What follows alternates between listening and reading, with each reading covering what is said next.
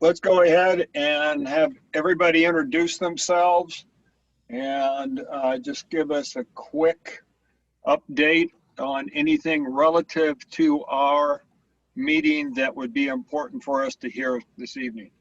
So I'm Brian Bates. I'm a co-chair, District 4, and been working with Melissa on the survey that we want to review either tonight or at some time in the near future. Somebody else.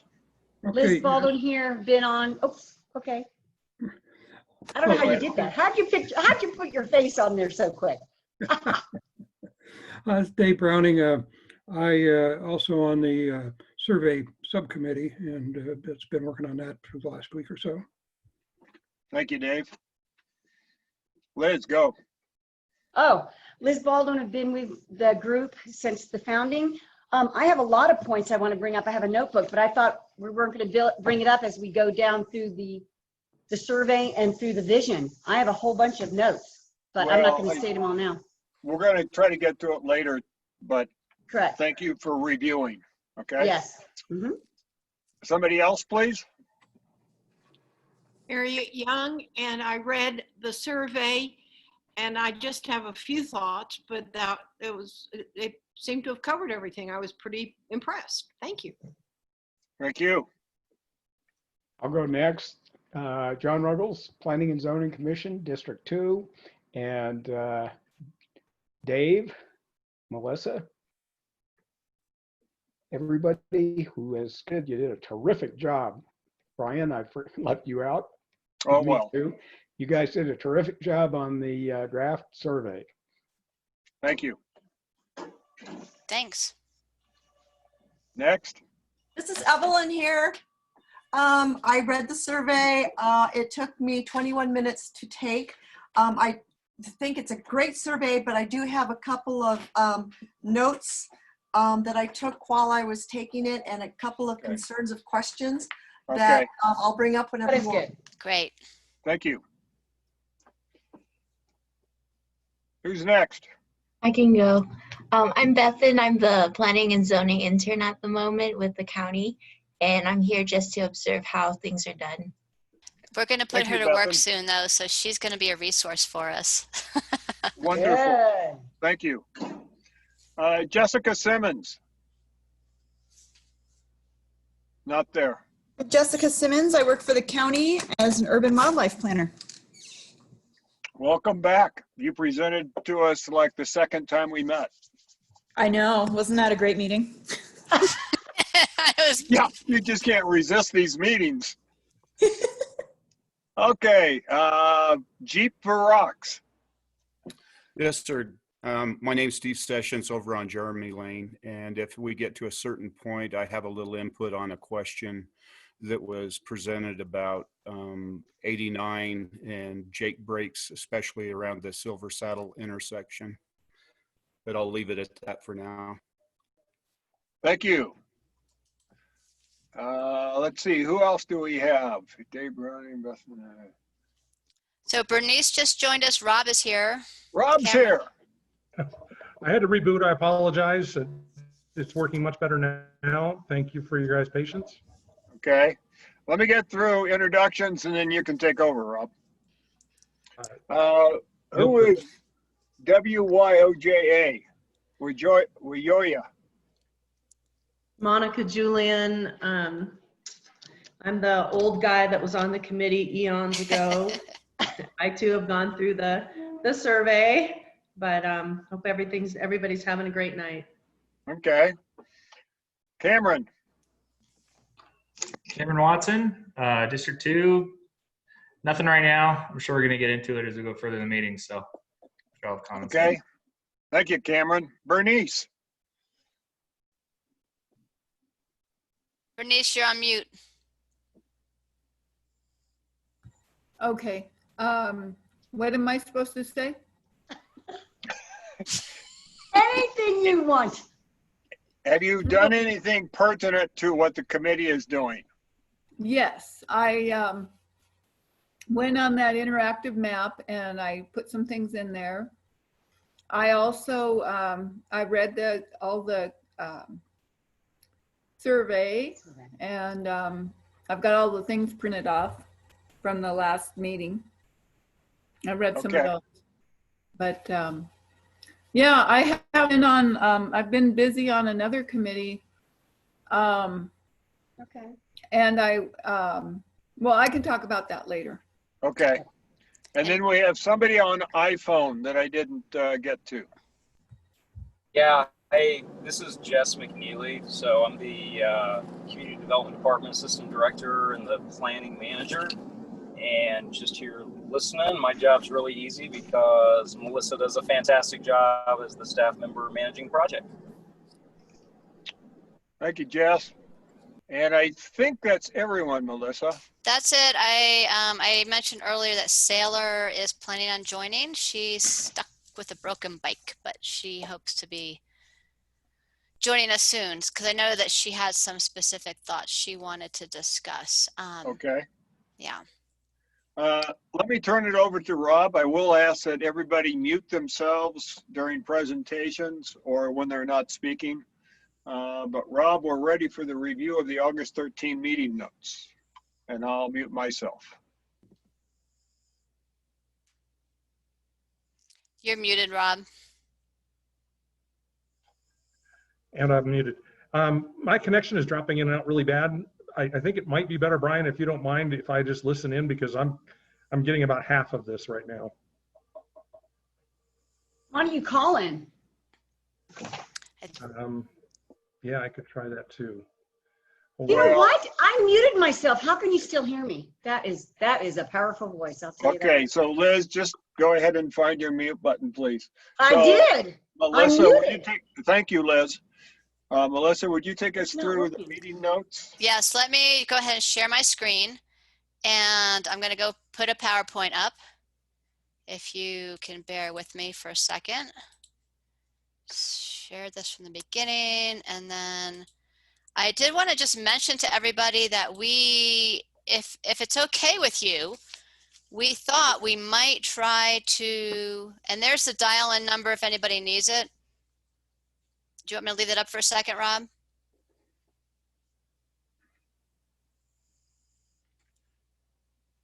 We thought we might try to make this meeting a little shorter if possible.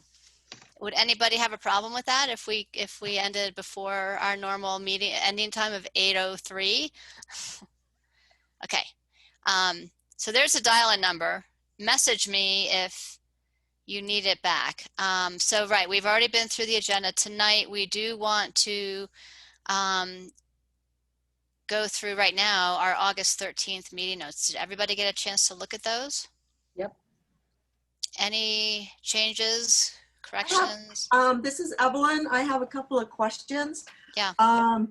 Were you able to find out on the question, are there any land exchanges proposed or anticipated right now in our area? We did, I did. And actually, the forest supervisor email back that they don't know of any right now. Okay, the other question is the one below that.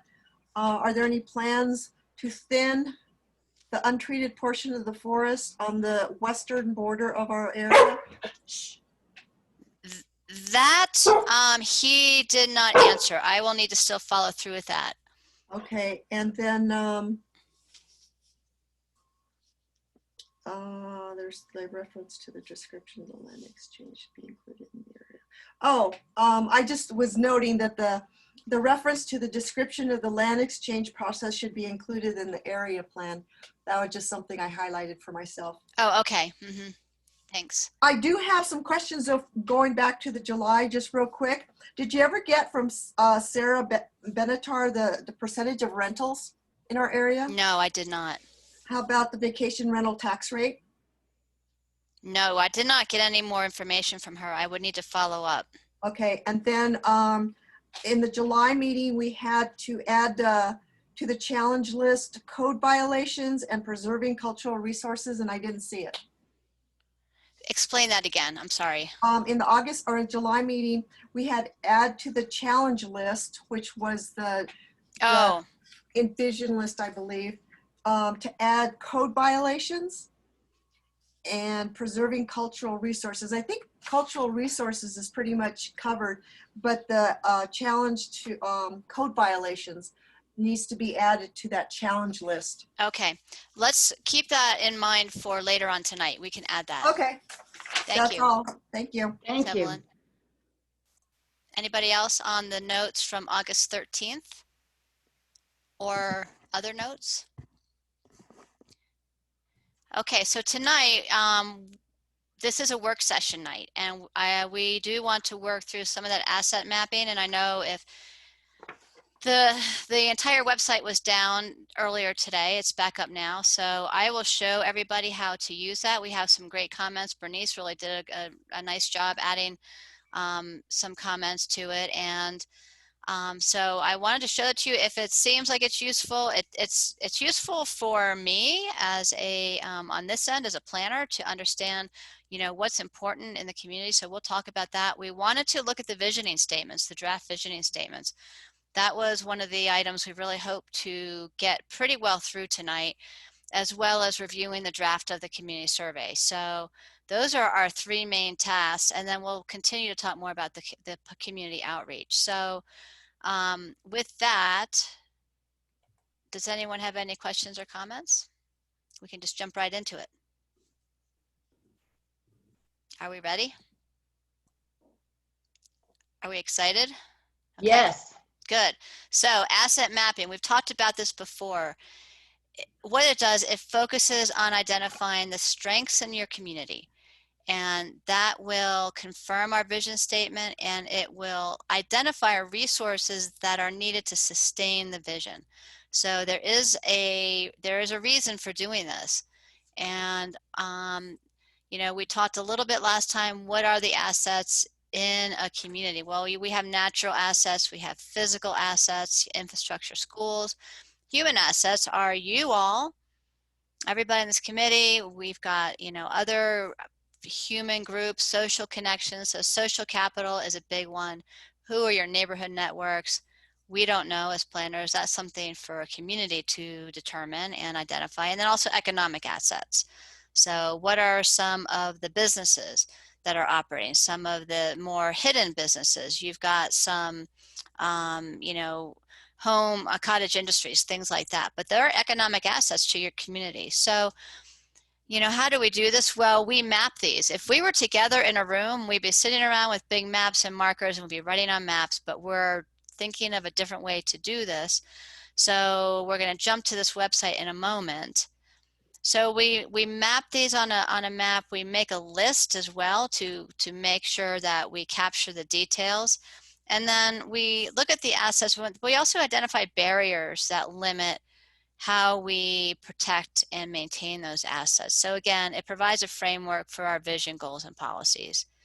Does anyone have any questions? Is this super vague? I think it will become more obvious once we get into the actual exercise. So with that, I have sent you all a link to this website, but I'm going to just get out of this screen and go directly into the website because I have it up. And that way we can actually look at what's been done. At least I had it up. Here we go.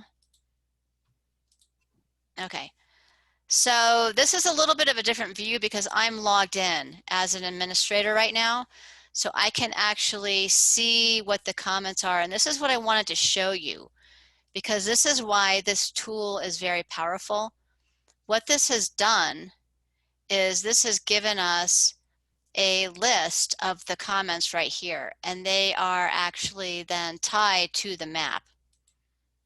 So if I go over here, excuse me, I'm bouncing around too fast, to the report, I did download it before, it's right over here. So here's the map, and you can see the bubbles here, number 3, number 13, they're comments people have added. And here are the comments. So, and it's tied to that location on the map. So for instance, Bernice posted a comment, forest trails are an asset. Mountain View Market, the feed store, the thrift store, those are assets to your community. More forest trails. However, in this location, there's a need for parking lots. Okay. Going on down, Brian made a note that this is a very rural community with limited services. There is a convenience store, the Shell station. So again, an asset, and you know, this is something that is tied to a specific location. Turkey Hill Trails, that's another asset for the community. But there's also a need, more access to Picture Canyon Trail System. That's very specific and that's very helpful, because we can then communicate that both in the plan, and then that can be communicated to, for instance, the groups that are working on that Flagstaff Trails initiative. Okay, another comment. A need for a second elementary school. Interesting. I didn't know that until I saw that. We need 10 basketball, tennis, and pickleball courts. Summit Fire Station is an asset. So that's what we're trying to get to. And then you can, when I generate this report, then I can go back to the link and it will show me the map. And I do apologize that it takes a while to load. It is a big map. And this is one of the frustrations with the site. So, Melissa? Hi. It's Harriet. Hi, Harriet. Remember I said I didn't know what the large building down from or up from the Chevron heading north, that large brick building that we have all thought was a church? And yes. I have no idea what it is. It's an asset, but I didn't know what it was. I still don't know what it was, but I didn't add it because I didn't know. Okay. Well, we can do that. And, you know, what I'm going to do, I'm going to take a moment. I'm going to log out as administrator because I think it's slowing this down. So just bear with me for a second. We can find that and add it. What I thought we could do, unless you all would rather go back and do this yourself,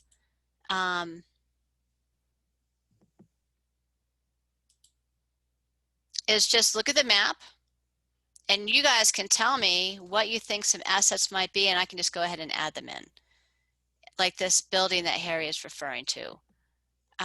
Because that way then, and again, it is running slow tonight. Where is it? Where's the map? Oh, the building? Harriet, tell us where that building is again. I think she muted. Harriet. Am I muted? You were muted. It's wonderful for me to be muted, isn't it? You're heading north up 89. Past the Chevron on the left is a large, it looks like it might be 3 stories. We've always teased it's a basketball court, and it may well be, but I think we thought it was a church, but we never see anybody there, not more than a couple of cars. I don't know what it is, but I thought if it were a big hall, we could have a meeting place there and it would be an asset. I just don't know, but I'm raising the issue. I'll answer your question, Harriet. Good, John.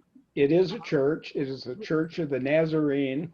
It has been in process for, well, it's a number of years. They have had their use permit renewed, I think a couple of years ago. So it's been before the Planning and Zoning Commission twice, once for the initial CUP and a renewal,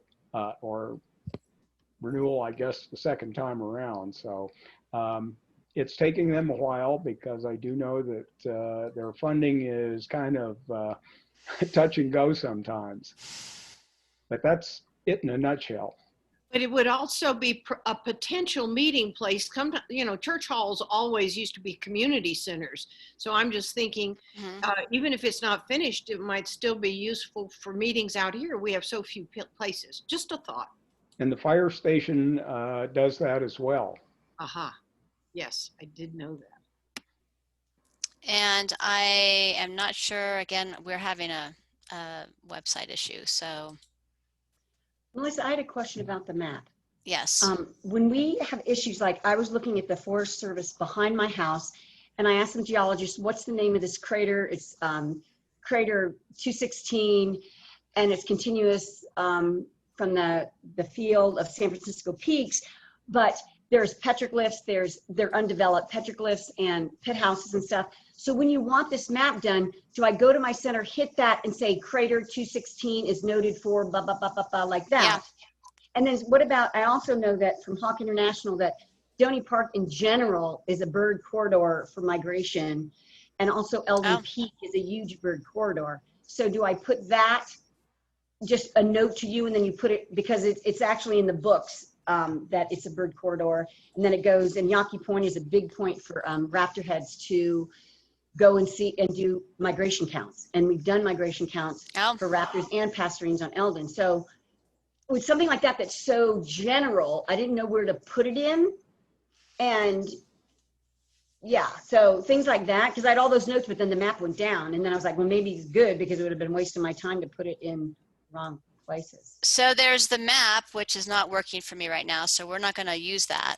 But there's also this, and let me just share the screen again, because there was the table. Okay, see, I didn't know how to open up that table. So could you go back okay. and, can't go back and show. Let me just get to that.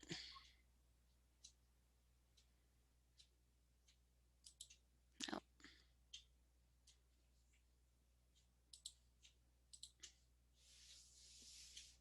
Did the table display? Okay, and then where do I? So if you see down here, the next. Yeah, it was the next button that got to the table. Okay, and then but where do I do my writing? If I go next, then it's an open. So you can go. So box? see the bubbles coming up. Yes. I can just put a comment right here. Okay, so you just, it's the same thing as comment, like when you hit on the map. Okay, that's right. So we can do that right now. I can just do this. Well, I can do it after this meeting. Yeah, but just open. It wasn't open today, so I couldn't. And so it was bird migration corridor. Okay, and then it's going to say that, and then it's going to want me to do all this. Mountains or hills, I don't know. And then I think you only do this once, and then it lets you do it. Yeah. Okay. Okay, and that comment's added. Okay. All right, I don't know what to say. I'll just do this. There we go. Okay. Okay. And you don't have to say specifically, you just say, because you just said bird corridor, but don't you want to say all of Doney is considered that? Yeah, you can go back in and edit the comment, or you then can actually reply to this. Okay. So, and so if you click on that, you see what it is. Somebody can reply and add to it. So that's just an example. Okay. But this table then is broken into 4 categories: natural resources, open space, environmental assets. And again, I've given some prompts here. It's broken into community character assets. There's some prompts here. Okay. Okay. We've got land use, growth, development, and partnerships. Prompts like good water quality, good soil capacity for wastewater treatment, diversity of local businesses, housing choices and options. Is that really an asset? Because I think that we've identified some issues, that there are actually some lack of choices in housing. And then we've got transportation. So these categories match, the proposed categories for the vision statements. There is a theme here. And, this is what we can spend time doing this now. If you all, now that you've seen it, want to go back and fill it in, let me know. I feel fine filling it in on my own so we don't waste time, since we have to cover so much. Okay. How about everybody else? I have Melissa, let me ask real quickly. Could we just kind of go through and see who all wants to do this online now and who will take the time to do it later? Sure, absolutely. And the map is not working. So yeah, absolutely. Dave, did you have a comment too? Yeah, I was just, it can show up elsewhere, but somewhere I saw that we were talking about the aquifer for water, but it's really the Doney Park piping that's the restraint, not the water underneath the ground. So right here, then, instead of demand and pressure on the aquifer, you felt that it was, and I'm adding Melissa for Dave is what I'll say. Okay, it's Doney Park water system is maxed out for the piping. That was what we heard from Doney Park water people. Does that sound? Yes. Melissa, I'd like to say that I'm with Liz on this. I'm going to pull that up and add on my own rather than take the time this evening. Okay.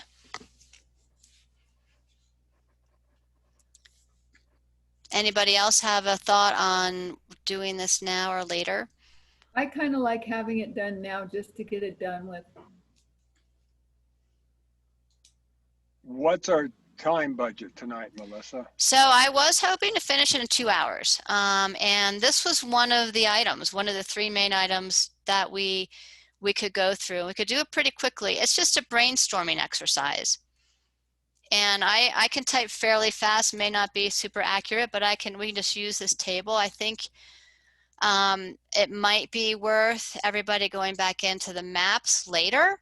Because I think the map jars people to brainstorm when you're looking at the exact site and you go around with than just seeing a blank page with columns on it. To me, it does. It totally does. Crater stuff and the bird migration, and also all the Indian ruins behind my house.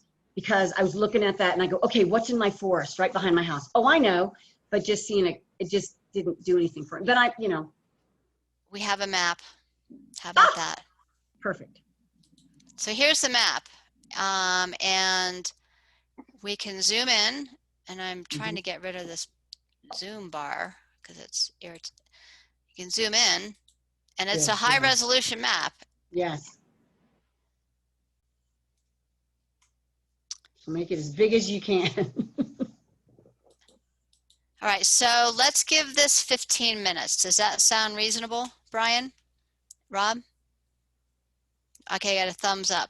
Okay, I'm going to go ahead and start from the north end. Okay. All right, we're at the north boundary.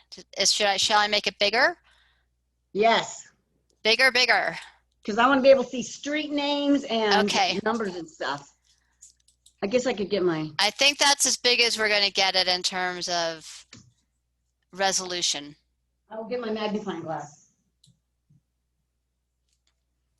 Okay, so here we are at the north end, north boundary of the plan area. Here is Pumpkin Patch, Girls Ranch Row. We see the dark outline are vacant parcels. Here is the county flood control property right here, this big rectangle. So I would suggest if anyone has any ideas, just throw them out. Tell me where to click and I'll type. Melissa, I think that flood control is definitely an asset. Okay. So I would say, mitigates potential flooding. Go ahead. Okay, done.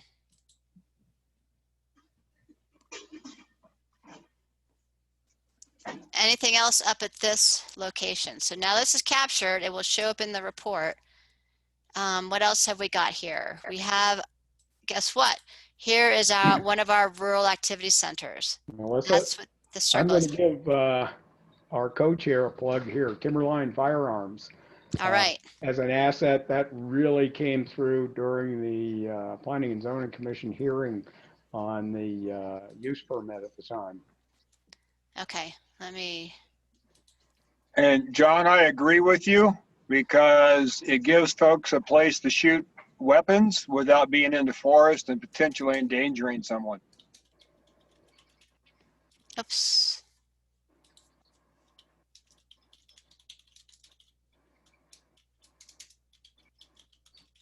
Melissa, this is Evelyn. What is comment types? Oh, so you can click down and it can either be a suggestion. It's on some uses we can have a suggestion, a question, a critique, but for this exercise I only added in suggestions. Okay, so there's that for Timberline Firearms.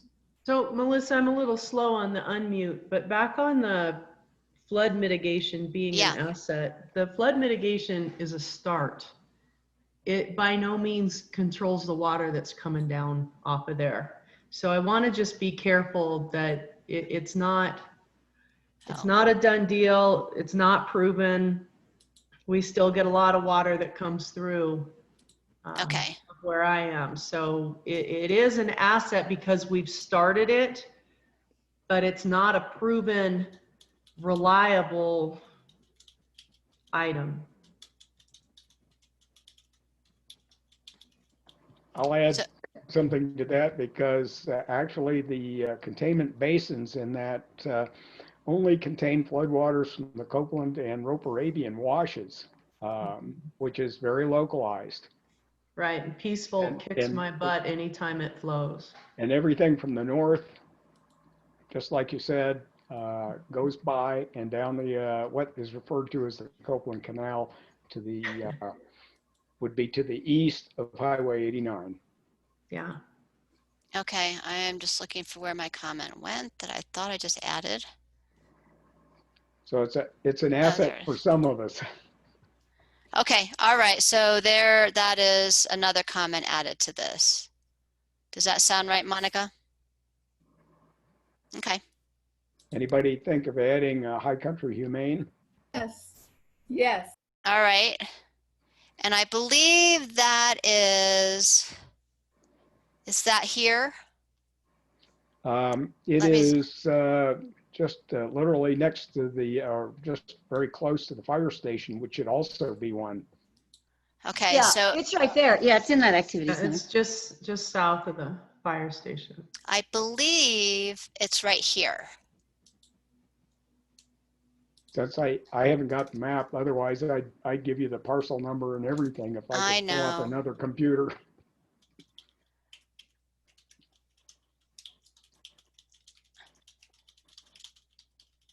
Okay, and then also the fire station, which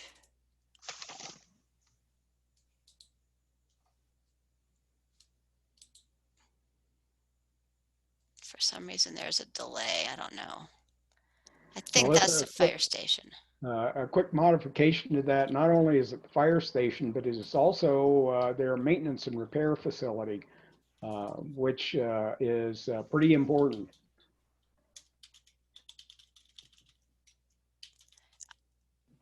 Oh, and so it's nice to have the cell tower there too, whether you like fake trees or not. It has improved service out there.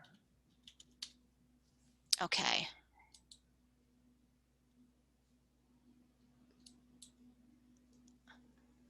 Let me just do this.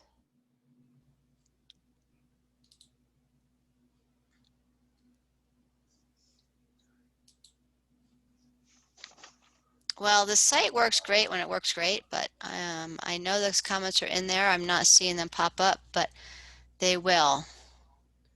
Well, we have a Forest Service access that finally opened back up after the flooding that I think is an asset. Simply Where's because that? The one that if you follow up from my place, Tanninger to Copeland, and then Copeland makes a jog, probably see where it says Roper-Abian, right underneath where it says Timberline Fernwood. Mm-hmm. Probably it's pretty much in that turn where Copeland runs down to 89. So to the left of where it's. Do you see where Yeah. Is it here? My God, you move fast. Yeah, it's right around in there somewhere. That's right there. It's right where Copeland runs into the Forest Service. Yeah. So it's where Yeah. you were.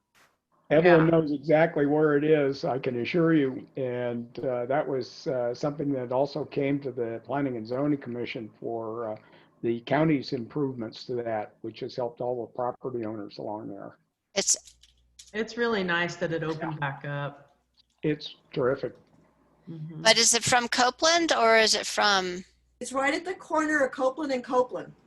Yeah, Yeah, it is. Melissa, you ran your cursor along that and it goes directly west. You can see the yellow on the map, those properties there where Glodia splits off. Of Yeah, right there. Okay, I think think it got there. I see what you're talking about, Copeland here. Yeah, it goes right along that gray line. That's it. Is there parking for cars? and- There's no and parking. Trucks and horse trips? There's nothing. There, you're just on the road. Yeah. And it does at the end of it have a horse gate.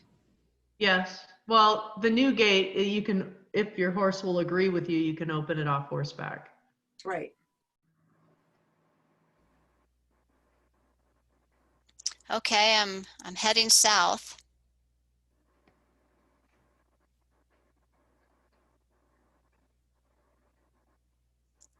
Do you see where we are here? So You're here's going too Johnson Ranch fast. Road. You're going too fast. Slow Sorry. down. I have to think. I have to think. See, that's why we're gonna have That's to why I sign think up. we should do it. Yeah. We can do Well, it later. You mentioned the Chevron station having a C store, and of course Silver Saddle has a C store. When we were talking or speaking earlier, you mentioned that. Also, about where you are is where the church is. Oh, where you were. I think it's here, isn't Yeah, it? it's right. Yeah, it's right there. Okay. Who's talking? I'm sorry. This is Evelyn. Evelyn, okay.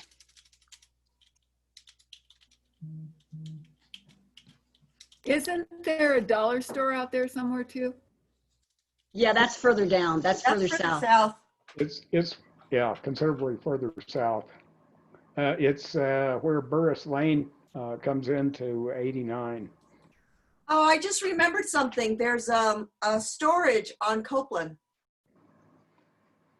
Oh, sorry. There's a pretty good sized storage area on Copeland. There's a storage on Copeland. So Melissa, may I interject something? Yes, please. I see that we've got about 3 or 4 people that are really engaged and others who are not engaged at all, and maybe that they don't live there. And I'm wondering if we've done enough of this that folks have a good idea of what it is that you're looking for, that we can move on to the next topic. Yep. Mm-hmm. Sounds good. And I would just encourage everybody to jump in and add your notes. It may not be perfect. Yep. This is not a GIS, GPS, geospatial exercise. I would like it to be as close as possible, but we can adjust. And then you can also go to the table and further add your thoughts on these different areas. Okay. Listen, little question, Evelyn again. On Copeland, I mean on Campbell, there's that flood ditch. Would that be something you'd want to put as an asset? think so. Mm-hmm. Okay. I mean, this is really this is just, like I said, a brainstorming exercise. Okay. Where we want to get a sense for what's important. I looked at, and I'm sorry, I have a feeling because I'm doing Zoom at the same time, it's not working like it should. So it is frustrating that way. I totally agree. But the city of Flagstaff did a similar exercise for the new Southside Community Plan, and I think they had over 300 assets identified for a much smaller area. So, you know, this is something to really, and I'm just looking at a note here, you know, to spend a little bit of time with, but I think it will give us really good information. So, Melissa, can I ask a quick little question on the map? Hi, yeah. The parts that are outlined in a darker black that are undeveloped property that can be developed, how did those markings get put on there? So that came from our GIS department helped put the map together, and that is based on assessor data. Okay. So yeah, this is a bit old. Yeah, my 5 acres up there is not marked, but it can be split and developed. So keep in mind, if a parcel is 5 acres, it has a house on it, it's marked as developed, even though it may have future split. Yeah, no, it doesn't. Okay. It's okay. I just was curious. It's all right. Yeah, it may not be perfect. My kids can deal with it when I die. I'm good. All right, I'm going to stop this share then. Okay. And we're back. Hi. So I'm glad that we took the time to look at this because I'll resend the link, and now that you all can kind of see how to do it and the information it will give us, I hope that you will just spend a little time doing it. So that I think, how does that sound, Brian? That sounds good. I do want to ask folks, if you're not sharing a comment, to please mute yourself so that we can avoid background noise. Thank you. Okay, and I think that, let me just share again my screen. Okay, I'm getting every kind of crazy thing in the world. I don't see Melissa, and I can't move any of the things on my screen to get rid of not comments, but instructions. So I'm having a very hard time tracking, just for your information. So Harriet, what are you seeing? I'm sorry, just explain that again. I'm seeing the face of someone who's not talking. I don't see you at all. I have a strip and it lists all of us participants. And then I've got a bar behind it, which is an information bar from Zoom. It says, you cannot start screen, and it's covered then by the strip with the pictures on it, and I can't move anything.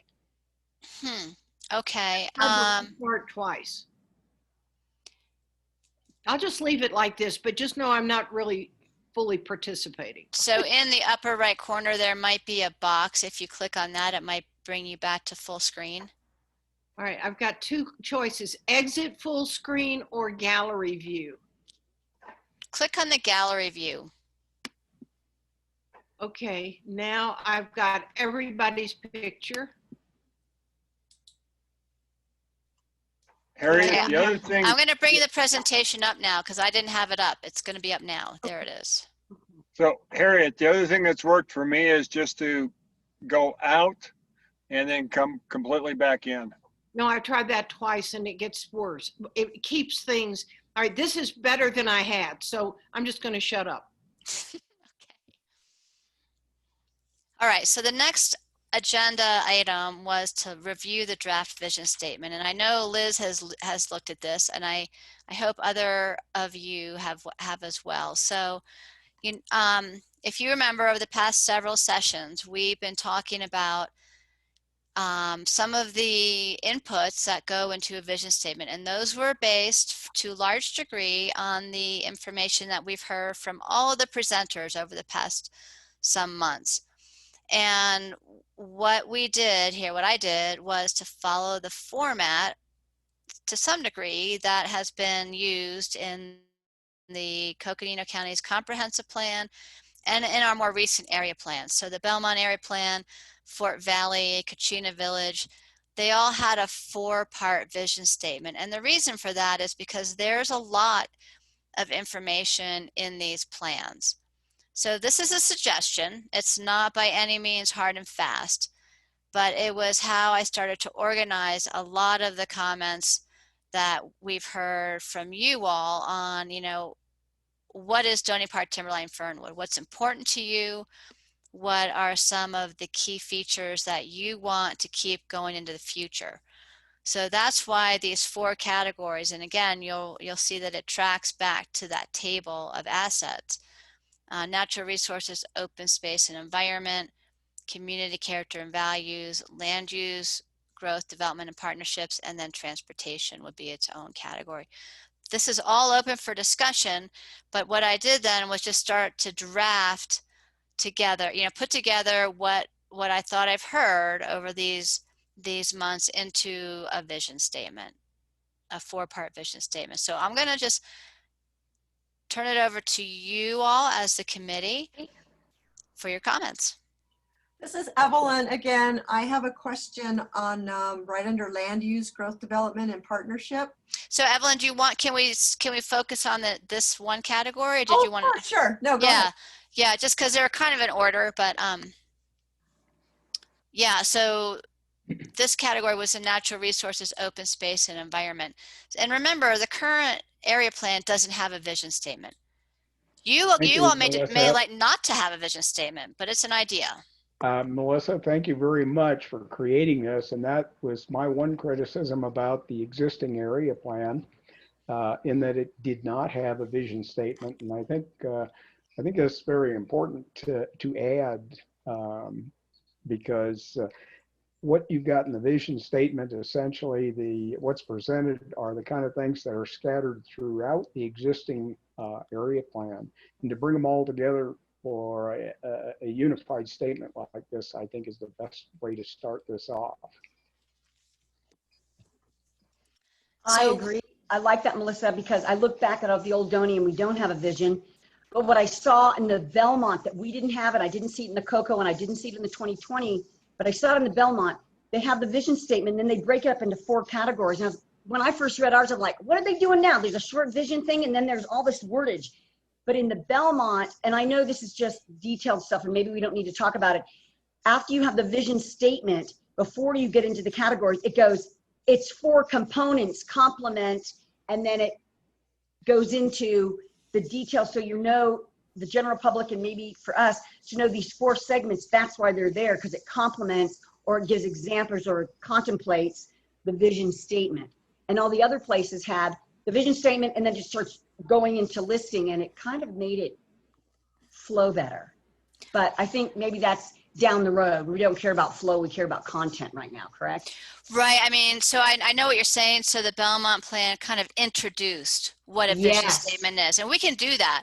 This is just the meat of the vision statement though, right now. Okay. So what I can do, I can get out of my, full screen mode, and we can edit this live if you all would want to do that. If you all tell me to go back and start over, tell me why and what you need me to start over with. So this is your vision statement, and we can do all kinds of wordsmithing, rearranging, cut and paste. It's up to you. Yeah, I saw some shockers in here too when I was reading it. Oh. Am I still muted? Yeah, that I didn't think we talked about, but I have missed 2 meetings, so maybe they did, but I looked at the notes and it wasn't in them, so. What kind of shocker, Liz? Well, like for instance, down in land use and growth and development, and maybe I missed this, but it said, and we support new multifamilies. I'm like, multifamilies, like what? Apartments or little complexes like the Hub, or what is this new multifamily? Or does that mean like Airbnbs along with your house? Or does it mean a triplex? Yeah. Liz, let me interrupt, and I apologize, but I think we're trying to work on one of these at a time. Oh, I thought you said just jump in. Okay, sorry. Well, yeah, but you jumped, I think, to a different category. So let's, does anybody have any comments on the natural resources, open space, and environment draft vision? Would it help if I read it? I'll go ahead and read it. So the draft vision statement for natural resources, open spaces, and environment. Our priorities for the future of Doney Park, Timberline, Fernwood seek to maintain and protect the natural environment, resources, and open spaces that reflect our lifestyle and values. We value the biodiversity of our native flora and fauna and the open space that surrounds our community. Access to forest lands, national and county parks, trails, and multi-use path systems is important to maintain our quality of life, and we encourage our partners and neighbors to establish safe and legal access easements to these amenities. We recognize that wildlife relies on unbounded habitat and corridor connections, and we will work with our partner agencies to preserve, create, and maintain access for wildlife throughout our planning area. And we had somebody just join us.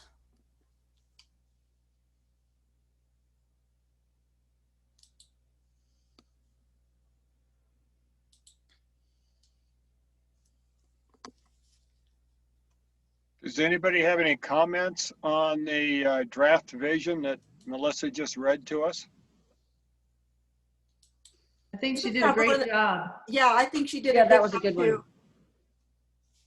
Any edits? No, the emphasis that we want to not impede wildlife and the nature around us, the natural setting, we want to have as low an impact as possible, I think is exactly where I certainly stand. So well done. Yeah, I wish people would take down their fences. But anyway, there's just too many fences, I think, in Doney Park, okay? You want to unfeed wildlife? Get down your fences. So Anyway, remember, that's fine. this is the vision, and we will take the vision and get more specific with the goals and policies. So this is the broad vision. This is what you're thinking about for the next 20 years. And then this, remember, the vision is further achieved by the goals and policies implementation. So this is not set in stone. We can continue to look at this and revise it, but I did want to move on. We've got a few more to get through. So are you ready to move on? And we'll keep looking at this every time, okay? Yes, let's move on. Great. So community character and values. And remember, community character is just that. This is a little bit more vague, in terms of what is community character, but it is important because it's how you look, it's your aesthetics, it is, how you interact with other people, it's your social connections, it's all of that rolled up. So our community character is influenced by our rich cultural and historic diversity, natural environment and open space, expansive vistas, and rural lifestyle. The diversity of our community is reflected in our history and place names: Doney Park, Timberline, Fernwood, Winona, Cosnino. I'm sure I left something out. Our closely connected community values an independent lifestyle and simultaneously recognizes our reliance on each other for social support. We appreciate and accept a distinctive variety of building styles, and our community character is reflected in the multitude of communities within our larger planning area. Those geographic distinctions are reflected in our design standards. We embrace opportunities in being a unique gateway community that introduces travelers to places and landscapes north of and beyond our community, such as Grand Canyon National Park, Sunset Crater, and Wapaki National Monuments, the Navajo Nation, Cameron, and the Painted Desert. There's a lot in here. Oh, okay. I heard a lot. We had a real interesting discussion about the gateway concept during the last couple of meetings. That's definitely a community character issue or feature. I think it's really interesting, it's been interesting for me to learn about some of the history and what those place names mean in that history.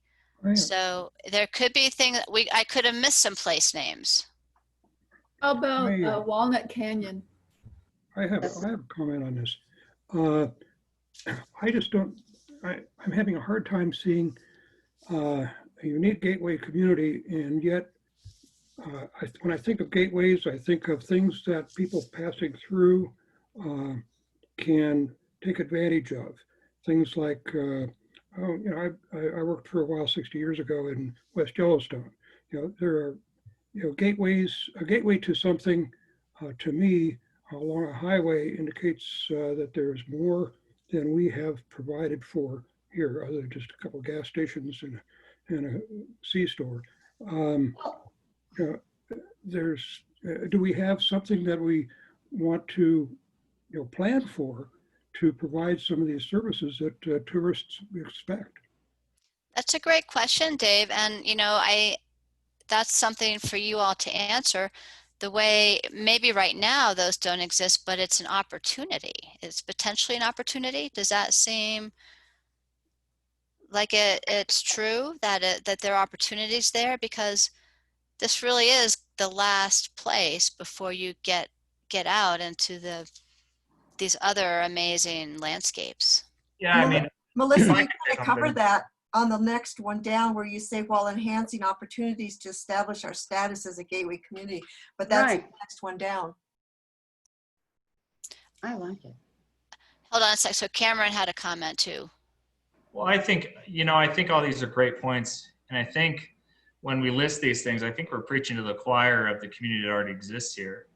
But I'll tell you, there's not a lot of education to people who don't live here. There's not a lot of places that educate people on valuing kind of the things that we value. And I noticed that this last weekend, Labor Day, all these UTVs and ATVs and everything else are screaming up Campbell, tearing up all the trailways and everything else. Well, you know, we talk about not having kind of those gateway outlets. And unfortunately, when you don't have those, there's no opportunities for people to sell the beauty and the reverence of certain places. And so right now they're just tearing it up. There's nothing to associate it with. They know the off-road place is just down the road a little bit. And heck, now that goes to Schultz Pass. I mean, I went on the other day, there's boulders tossed up from these, you know, from people who have no concept of our values because there's no one to sell them. I mean, what are you going to do? Go to the Chevron for a bunch of, you know, guys who don't take a lot of pride in working there in the first place. There's not a lot of other opportunities for, you know, businesses that are family owned and operated who do take care of it. So I think, you know, I agree with Dave when he says, hey, I don't see us being a gateway yet. And I agree with that. And I think that's unfortunate because I think people take some liberties more and more every year because they don't understand our community characters and values, and they don't understand our visions because there's no one there to promote it. There's no little cabin places where they learn about the ecological balances or things like that from the owners. There's nothing that promotes what we are from my standpoint right now, from what I'm seeing. I agree with Cameron that the people that come up here, they want to, it seems like, go out and, like you say, you know, kind of just ruin our roads and everything. And then the people that do want to see it as a gateway, they are a little more educated and that they find out what is available and they go out and search it for themselves. I don't see us as a gateway either. Yeah, I don't see us as a gateway except when I see the hundreds of RVs and hundreds of people dragging machines down to the Cinder Hills. That turnoff just below where Girls Ranch Road is just like a major highway on weekends. And those people are not out here to enjoy our values. They're out there to go as fast as they can in the dirt on as many different kind of motorized vehicles as possible. So I don't know what value we would expose them to. They didn't come for any of that. Is that as being a unique gateway something that you all think would be important for our planning area to strive for the future? Is that because again, it doesn't necessarily mean that's what it is now, but it would be something to achieve in the future. And I believe Sailor just joined us. I don't think the mentality of the people that are coming here are thinking it as a gateway to go see all the neat things that we want to take advantage of and look at and see and quietly just appreciate it. I think a lot of the mentality of the people that are coming up here are seeing it as a place to just, unfortunately, the way I think is just go trash. And unwind. Their big thing is freedom and unwind. They want to raise hell. Exactly. So in other words, hi Sailor, I think you're here. Are you here now? Yeah, can you hear me? We can hear you, yes. Oh, great, yes, I am here. Sorry, guys, broken bike in the middle of Picture Canyon, had to walk a ways and then get picked up. Well, welcome, we're really glad you joined us. Yeah, Melissa, sorry about that. Would you? I even took time off from work to do it. Oh my goodness. So Sailor, Melissa, could you tolerate another comment? I've got to look at it from the planning point of view here, and I think you can understand that all right. Everybody's had a very valid point to make, and I have to agree with that. But a little bit beyond that, to have it turn into something like Prescott Valley, that is one of the purposes of our area plan, regardless of how it turns out. But the idea is, I think in terms of a gateway, it is a road into and out of Flagstaff for a lot of people, but that doesn't mean we can't have adequate planning for how the property is used within the constraints of the zoning ordinance in the future. To just let it go like a wildcat subdivision is, I think, a disservice to everyone who lives here. The people driving through out to Cinder Hills and all the off-roaders, of which I used to be one years ago, aren't going to see that at all. But for the rest of us, adequate planning for future development along that gateway or Highway 89, if you choose, is the important aspect to me about it.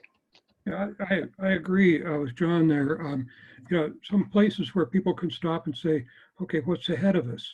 What, you know, what's up there for us to look into, and so on.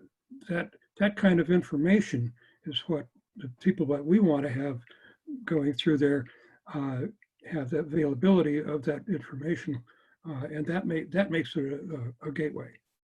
And Okay.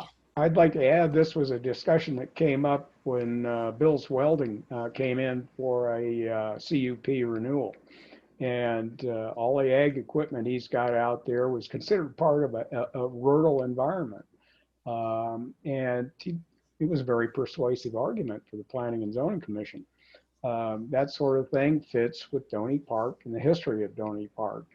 But to turn it into, like I said, what Prescott Valley is, I don't think that's what any of us want, regardless of how the off-roaders and others view it, and the tourists heading up to the canyon and everywhere else. You know, Cameron made an excellent point also on this in the past, and that is, what do we show people on the way north, heading out? Do we want a series of junkyards? Do we want it to look like Loop Road in the industrial zoning out there? I don't think so, but it's a balancing act. Yep.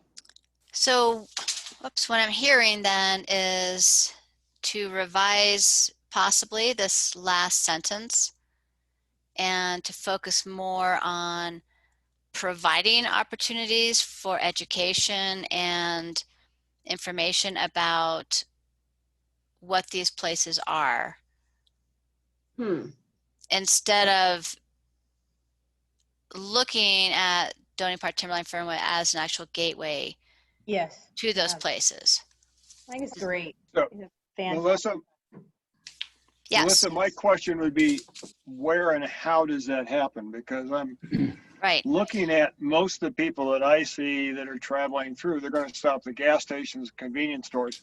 Are we talking about asking those vendors then to advertise that they have information on local attractions? That could be a strategy. And great idea. the regulations that apply to using those. That could be a strategy, because you know, that if you look at that as an opportunity, and if, you know, what we're hearing is that right now there's no place to stop. There's no, for instance, like visitor center. There's no education center. There's not a natural history museum where people can stop and learn about what's going on. But if there's a strategy that goes into the plan, then that is, you know, that's information for developers that might want to latch onto that. Yeah, Well, and also it's a win-win for the gas station, for the Silver Saddle, because oftentimes that's a draw, and it might be as simple as a brochure rack. For the wording of this, I would say we embrace opportunities not in being a unique gateway, in becoming a unique gateway. Okay. You know, I'm going to get out of full screen here. If you don't mind, I can just edit. Would that be all right? Sure. I'd like to add Walnut Canyon in there, because it's so many people come here and don't even know that Walnut Canyon is so close to here. But Walnut Canyon's not on our gateway. Yeah. People coming from the north come down 89 to go to Walnut Canyon. Oh, they do. Okay. I was thinking, yeah. okay. I was going to offer the, instead of, you know, listing all these, saying such as the national parks and monuments, Navajo Nation, and the geologic wonders. Can I ask a question really quick while we're talking about this? So Is there a reason that we are picking, I mean, is there a reason we're picking out particular places rather than saying this information exists? It normally exists on a brochure rack at many different places, especially in Flagstaff, including the visitor center. So the information is there. And I thought we were just looking for a place to perhaps host the brochure rack and not have to create anything new. I mean, it's already there. And if we wanted to have something regarding the Cinder Hills, you know, and kind of representing the residents who feel like some of their the rules or whatever are being broken or they're being disrespected, then we could perhaps you know, write something up or something new. But in regard to all of these tourist attractions, the information's out there. We're not limited. We just needed a place like Silver Saddle to say, yeah, let's have something like that available. Well, I'm not sure we need to design it right, the whole thing right now. That's what I'm saying. We don't. Yeah. It's already there. All of those things exist. We just have to get some of them and put them somewhere. And they ought to include something about respect for what you're seeing. I mean, I'm out here in the Cinder Hills, so we have a unique thing. People only see it as a place to bring machines and drive around without any supervision and without any consideration for what's out there. And maybe we need something added to that brochure that says the Cinder Hills are more than just a motorized track for fast racing. Is it the national? I think that's a different task. It I is. want us to stay So on this task, so we finish today. So this, remember, this is a vision. This is to keep in mind of what this planning area could become. Mm-hmm. So it's an opportunity. Now, you know, being a gateway community is kind of a special status. It doesn't mean that you turn into a tourist trap necessarily, but it could provide opportunities because, you know, there are, as you notice, there are people coming there, they're using the Cinder Hills, things like that, but there's not an educational opportunity for those people that are coming, you know, to, hey, you know, respect that you're in a residential area, you're entering a beautiful place.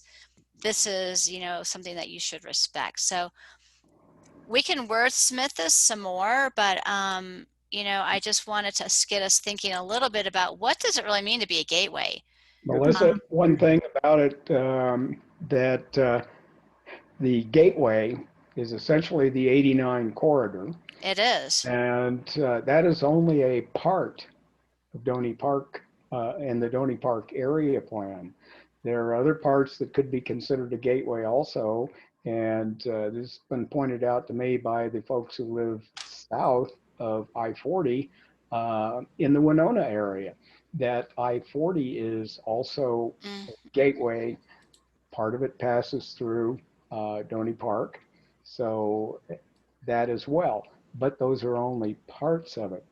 They don't constitute the whole community. And I think this is a distinction that needs to be made. I think we've got the basis for expanding this in the future, but you know, we've got other stuff to do right now. I think it opens up enough discussion and opportunities for people who bring projects forward maybe in the future. So I think it's good. Well, we'll continue. I don't think we need to be specific about this stuff. We don't need to nip, you know. Yeah, you're right. So this is a vision. This is supposed to be high level.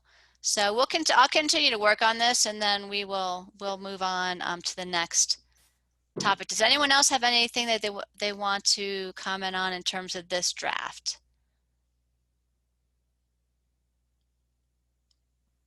I'll work on it and send it back to you. How does that sound? Is this the place, Melissa? You had mentioned I had something that I wanted to talk about, and is this the place where that happens, or is there another appropriate time? No, I think you should go ahead and bring it up because that's a community character and values. Mm-hmm. So as you all know, I haven't really had a whole lot to say because you all are so full of experience and wisdom on a lot of levels on this, and so I've kind of, you know, you've spoken what I have to say anyway. So. And I've been learning a whole lot. But there is one thing that really resonates with me in regard to our community and some things I've seen lately that really bothered me. particularly on the Doney Park page, which is sort of what brought this up. And I've kind of seen some things that felt anti-diversity, or that would create an unwelcome atmosphere for people who are of other race or sexuality, gender, identity, pretty much anybody that's like not, not like us, not like I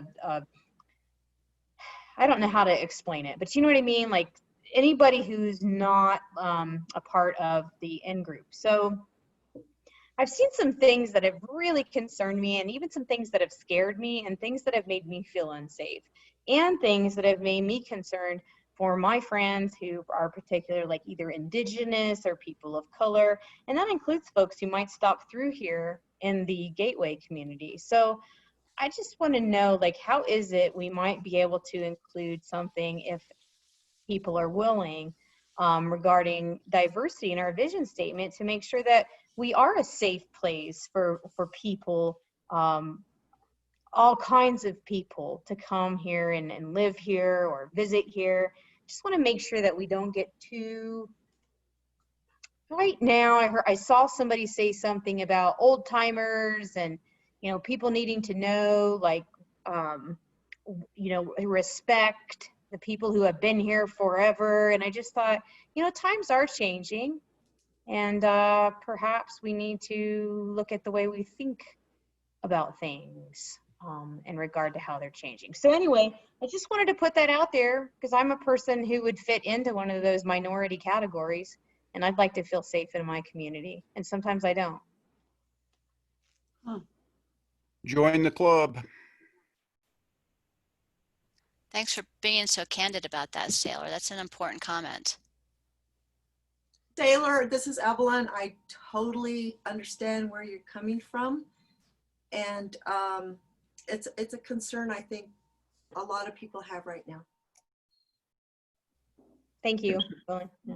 Yeah, and There's a curious dichotomy here, because the people who moved out here 1,000 years ago, the old timers, I mean, before me even, were coming out here to get away from everything. And they had a sense that they didn't like civilization and they wanted to be off the grid. That was a term I heard in the 90s when we moved here. People saying we came here to get away from all of that and to be off the grid. So there's a certain amount of gritty, whatever, I don't know what to call, but grittiness about some of the thought processes. So you're putting your finger right on part of it. But there really is sort of a don't tread on me feeling in this community. I fully agree with you. Yeah. Yeah. If there are some places where we can really look at it from a point of view that a lot of us don't have, to see how that affects the people that you're talking about. And if we could find a place for that, then we could see if there's anything that we could do about it. Yeah. So in this community character and values, this actually seems to be a place to note that being a safe place, to be an inclusive place, is an aspiration for the future. Or and really, that's if everybody agrees. I'm well aware that we have a very diverse group here on the committee, and perhaps some people might not feel that that's necessary, or they might not welcome that suggestion. So that's kind of a suggestion, Jill, that we all should have in every community in the United States. I think inclusion of wording that emphasizes that is pretty important. If you look at the history and the sociology of our country over the years, I think it's time to put that into words in a vision statement like this. It's a very important part of the values that community has. And one of the things that I recall from years ago when somebody asked, well, what's the political makeup of Coconino County? And this was something that appeared in the Republic years ago, and they said, well, best we can tell is the way to describe it is independent. But a part of that independence is the reliance that people feel they have on the people they live with to treat them fairly and equitably. So anything we can say that would state that for the future is, I think, worthwhile. So I'm just putting some notes in here. Does anyone else have any words, and I can smooth this out later? I have a quick question. I know as you're entering into Flagstaff, right around winter where that church is, there's a sign that says, welcome to Flagstaff, something like this, a something community. Does anybody remember what it says? Dark sky? No, it's not the dark sky. community. I think it has something to do with inclusive. Oh, does it? I was thinking the only things I've seen are that and the oh my gosh, the curriculum. I can't remember what it's called for education. Oh, the STAR community. Yeah. No, The there's STEM? another one. It's a something community. Yeah, the STEM community. You got the STEM. is Not STEM. Not STEM? Okay. No. It's Cameron was breaking up. He was saying something. Yeah, what were you saying, Cameron? Uh-oh, Cameron's frozen. Well, maybe when he There comes he back. is. He came back. We'll see if I'm back. No, STEM community is one of them. That's the newest sign they just put up. Right. Okay, well, I know this one, the one I'm thinking of has been up for a while, but so what does STEM stand for? That's the education, science. Science, technology, mathematics is one of them. Science, technology, mathematics. Engineering or engineering no? maybe, or Science, technology, engineering, and math. engineering and math. I'll have to look tomorrow. So, Melissa, I feel like we're getting bogged down here. I do appreciate what Sailor said, and I think that your note there is driving to that, and we can come back to it. Would that be okay? Yes, and if anyone has, sees these signs that we're trying to recall and wants to shoot me some language, please do. Okay. Okay. And yes, this takes forever to save. So good. We've worked through 2 of these, and as soon as this is done, I will move to the next slide. Okay, awesome. Thank you so much for everybody's comments. This next one is land use, growth, development, and partnerships. It's big. Okay, this is the one I had some stuff on. I know, me too. I already said it from the beginning. All right. Would you want me to read this, or do you want to just jump right in? Just a couple questions real quick. What exactly does enhancing opportunities mean? And what are the opportunities you're trying to enhance? Well, and show me what sentence that's in. Right here, this one right here. Very first one. Well, it was just a thought, because it seems like, and following our discussion we just had at the previous slide, those gateway features are not in place. They're not there. It's an opportunity. It's something that could be built on. Okay, so then my other question is probably more for John for planning and zoning, where it talks about the multifamily type of possible design on larger lots, blah, blah, blah. Is there already a planning and zoning that indicates that this type of multifamily housing can fit into? Okay, I think that Melissa can probably answer that in detail, but with respect to that, I would like to suggest that the phrase, and we support multifamily, be taken out. Thank you. In light of the Flournoy Meadows case that came to the Planning and Zoning Commission, that is south of Viola's on Highway 89. Where I think some of you probably read about that in the paper, but we had a marathon session at Planning and Zoning about this. There were 3,000 signatures on a petition to deny that, or to deny, actually to ask the Planning and Zoning Commission to deny something like that being forwarded to the planning or the Board of Supervisors. It was a hot button issue and a half, I can tell you. And I think you would find that there is a lot of sentiment very much like that in Doney Park, because it is contrary to the rural dispersed nature of the type of housing we have in Doney Park. Exactly. However, you can say other types of housing. If you had a small lot with tiny houses that was had very low impact on the surrounding neighborhoods, that's one thing.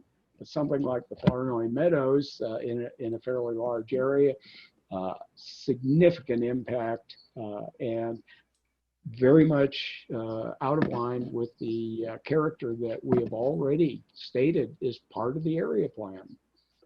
And I do want to just clarify a little bit. Multifamily it's a broad definition. It can be apartments, absolutely. It can also be duplexes and townhomes. But other I housing think all of options those are out. covers that without emphasizing multifamily in a rural setting. Yeah, So there's a modification. Apartment buildings. Right. I'm sorry, Dave, I didn't hear that. I said, when I hear multifamily, I'm thinking apartment buildings. Exactly. That's what all the rest of us think also.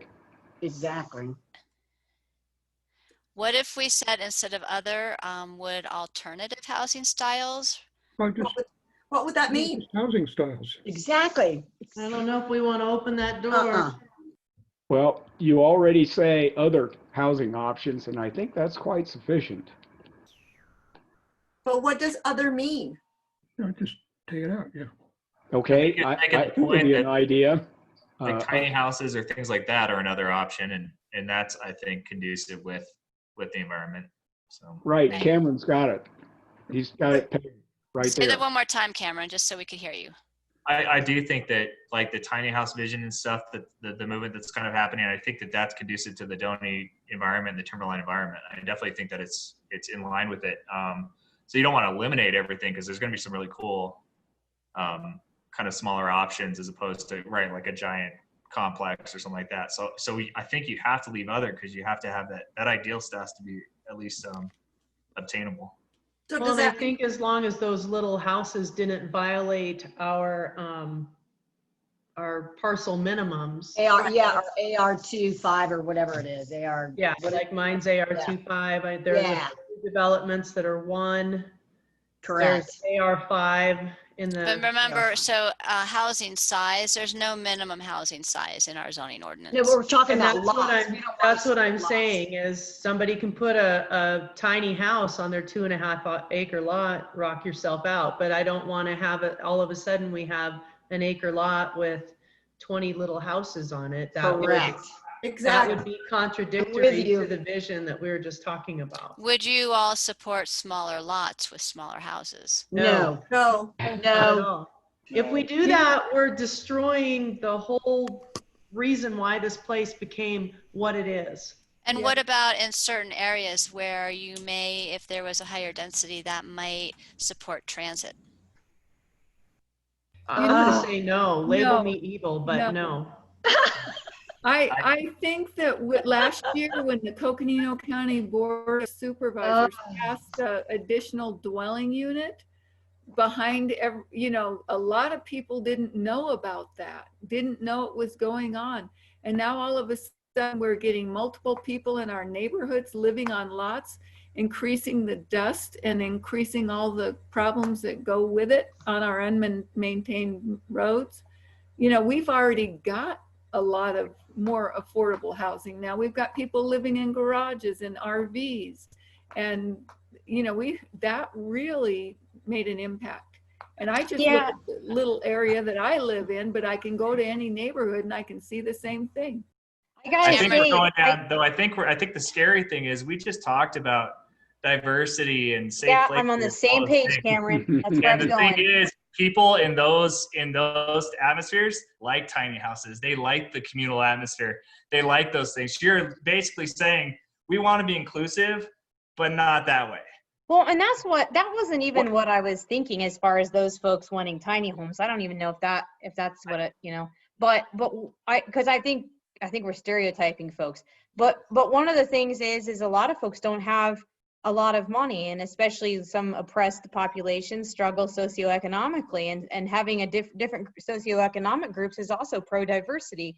So I think, you know, I understand why we don't want to do dividing lots, because that does really change the character out here. And I mean, it's hard to be right up next to your neighbors. But I can say as an extremely low income person that it is very difficult to live out here, to buy property, to buy a home. And so I want us to at least consider the fact that it does affect diversity when we start saying no, no, no to having affordable housing. Well, and where's it gonna go? Is it gonna? Hold on, let's one at a time, you guys. Let's hear from John, okay? Well, one thing I would like to add is that with regard to zoning, that in Doney Park covers a very large area, and there are areas that are appropriate to much smaller lots. There aren't a lot of them. There are other areas that, and I would like to remind people that subdivisions can be fairly small, but one of the things in the comprehensive plan that makes this workable in terms of diversity, in terms of housing, is the fact that we can go to clustered housing, which would leave a substantial amount of open space that does not have housing on it. If you had 10 acres in, say, zoning like we have in Timberline, then you could have 10 acres, 10 houses.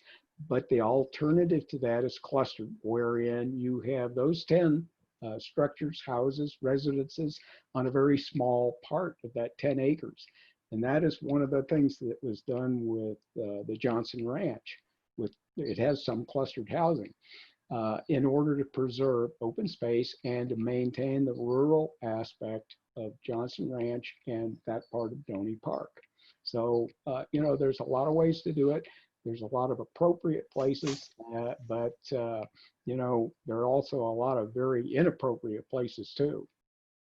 Okay, so Well, somebody else had a comment. I think it was Liz. Melissa? Brian, yes. Let me make a quick suggestion. What if we went with, we support housing that offers variety and affordability within current zoning regulations? Well, Yeah, I don't think so. I think this whole thing is too specific.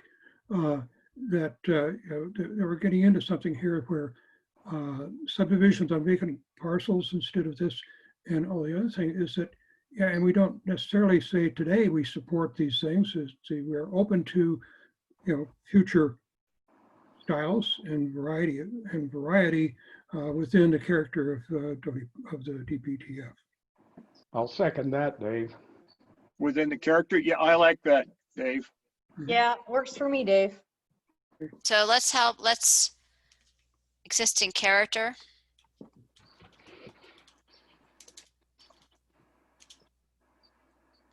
Let's look at this portion of the sentence real quick, because it And we seems to support others housing centers that offer a variety of housing affordability options. Character. The existing character of, or the character of Doney, you know, we're just Existing, the character. There you go.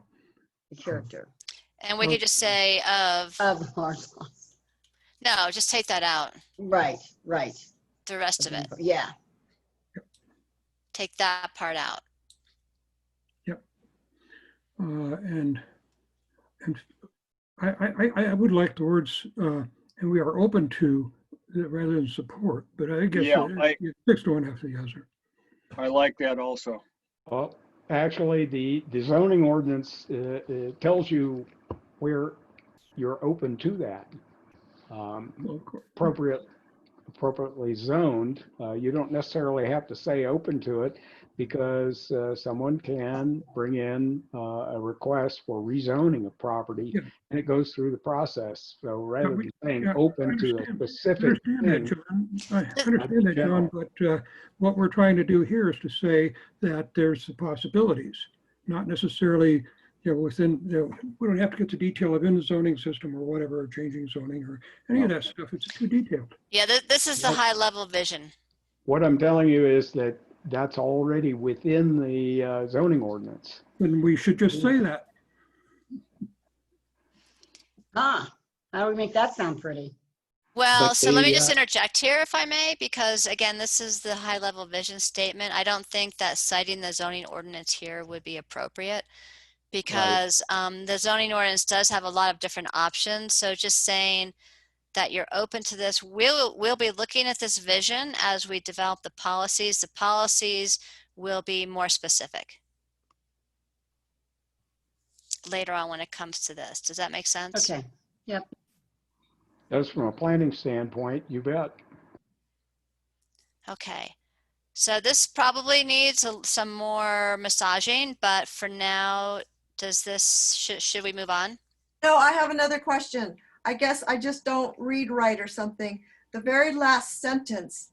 Oh, wait, no, I'm sorry. I'm looking at transportation. Go ahead. Okay. All right, we'll look at this again. I know it's a lot, but this is a great start. And the last category would be transportation. Hallelujah. So the transportation system in Doney Park, Timberline, Fernwood safely integrates multimodal facilities for transit, pedestrian, bicycle, and equestrian users. Our future envisions transportation corridors that are safe and accessible for wildlife, motorists, and all non-motorist users. Signage, lights, and other structures provide motorist warnings in key wildlife crossing areas on Highway 89. Speed limits are enforced through partnerships with ADOT and Coconino County Sheriff. Enhanced opportunities for transit and commuter options are provided at key locations throughout the planning area. Okay, stop right there. Yes. They are provided right now? Okay. Well, are they? Well, there's that share a van, but try to get it together and do that because that's a hard one. Share a car, that's hard. And then what? Enhance opportunities for transit and commuter options. Is there a park and ride? I don't think so. No. Is there a van that comes out here? Is there like a bus that comes out here? Is there It's no bus. The only van is the Tuba. The paratransit. Oh, I think Tuba does it. You got to go to Safeway for that. Okay. Yeah, So that I don't know. This transit, you remember, and I've been in some conversations this past week with Metro Plan and NAPTA. There's not going to be transit. There will not be a bus in Doney Park because there's not the density. There are not enough people to warrant it, to make it, to support it. Okay. This is where the connection between land use and transit comes into play because there are not enough people for them to justify setting. What's the number? What's the number? That's something that they haven't told me yet. And so, if you remember, her comment was probably the most, the easiest transit type of opportunity to promote would be a van pool. Correct. The van pool. So that would have to get going. There might be ways though to link together some of these activity centers because remember there are 7 activity centers. Those might be places where transit centers could develop over time along with possibly some increased density. So these will be some of the nuances we'll get into later, but this is where I think it's important to start thinking about the nexus between these topic areas. I have a question. Low density single family in Doney Park, you're not going to get transit. Yeah. Can I make a point that we Harriet, yeah. We might say something like, and we would encourage employers to start to find where their employees live, and perhaps the employer could take the initiative to start some kind of I'm thinking NAU. There are a lot of NAU people out there and they have a lot of buses. But if we ask. And Harriet, you're true because, FMC made that big pediatric unit out here and there's going to be all doctors and nurses because they're already banging on my door for my rentals. We want to live out in Doney because we're so close. Yeah. And so we could turn to the employee. I mean, it's just a technique, but we could put in there as perhaps we begin to turn to the employers of Flagstaff about developing a shared ride program for their employees as a way of working around this. I'm just saying, you can turn it around. Dave is shaking his head. What's going on, Dave? That's a how-to, not a vision. Okay, you're That's right. true. It's so important to me. You're right. You're right. It's how to. You're right. This is vision. Yeah, we're getting detailed. Okay. I have a question. I have a issue with the first sentence. That it safely integrates all this stuff. Equestrian users, and you look at the collector streets such as Coke Field, and I don't see any sidewalks along there. Well, I think at Doney, there's a lot of equestrian paths, at least where I ride and where I live. Maybe you should address that, because where I live, there's horse paths, there's bike trails, there's within Doney, in our section, I can go from community within Doney very easily on our roads. And there's a lot of, I don't know if they're I think they're county made little side dirt paths, but maybe where y'all are, it's not good. But well, remember, we had Tim Delgowski, our transportation planner, come and talk to us. And in 2011, there was a study done, and it was a multimodal plan. So there are planned sidewalks, pathways, pedestrian paths, multimodal trails that are not built because there isn't the funding. But they're coming. But they're planned. If the funding does become available, those have been identified in that multimodal plan, but they're not on the ground. So, there's a long list of those that have been identified. And they're not going to come. Could the road tax help with that? Would the road tax be able to help with transportation, whether it's on a road or on a path? Well, so the county does have a road tax, and if you might remember that Tim was explaining, a lot of that goes toward maintenance at this point. So there was, in the past, there has been federal funds that we've been able to tap into to develop these types of facilities. A lot of that has basically dried up because the gas tax is not increasing. So there's just not a lot of federal funding at this point available, but it's something to aspire to still. Melissa, and one other thing is we have lost a tremendous amount of HERF funds. Right. For everyone else, that's tax money that has been distributed in the past by the legislature to the counties for this kind of project. And with the current makeup of the legislature, and especially in the past, that's been cut off almost completely. So on transportation, and there is a lot in here. Are there any other, I'm looking at I don't get the last sentence, especially after it says comma of. Okay. That's what I don't get. Well, I was going to comment on that. I think that needs to be 2 sentences. County where you go, county maintain unpaved roads are routinely maintained. You're right. Okay. Then you're going to private unpaved roads. The maintenance of private unpaved roads is the responsibility of the property owner. You can change it, but I think it needs to be 2 sentences. Okay, Yeah, thanks. thank you. I thought I was losing my mind. No, thank you. That's why we need eyes on these. You're right. Melissa, one other thing. John, let me just toss this in. I think there's some things in here that we don't need to include. So I'm wondering if we could come back and wordsmith this later. Absolutely. Yeah, one thing real quick, I don't think the county does any dust abatement on the roads as part of the maintenance on dirt roads. I think, you think it's all private? Because I've seen it. Remember, they are doing some dust abatements on the county maintained dirt roads, but not on the private roads. That's true. I don't know about the county roads. I'd be interested in finding out where. Nick told us they are, so. They are? I've seen out in may not Mountain be View Ranchos, they do it. Yeah, it may not be to the degree people want, but they're doing it. And then Doney Park Road, they have it. Is the enhanced opportunities for transit and commuter, is that going away? We had a whole big discussion about it doesn't exist. Well, remember, this is your vision. But if we have, didn't you say if we have more condensed housing and more people, which I don't know if I want, would it, we just have to do the survey. I talked to Dave Whistle, yeah, and he said we just have to do a survey, how many people will use it? Because when you sit up at Silver Saddle, because I've done this, and sit at the stoplight, there are so many single driving cars and trucks, and nobody's commuting with each other.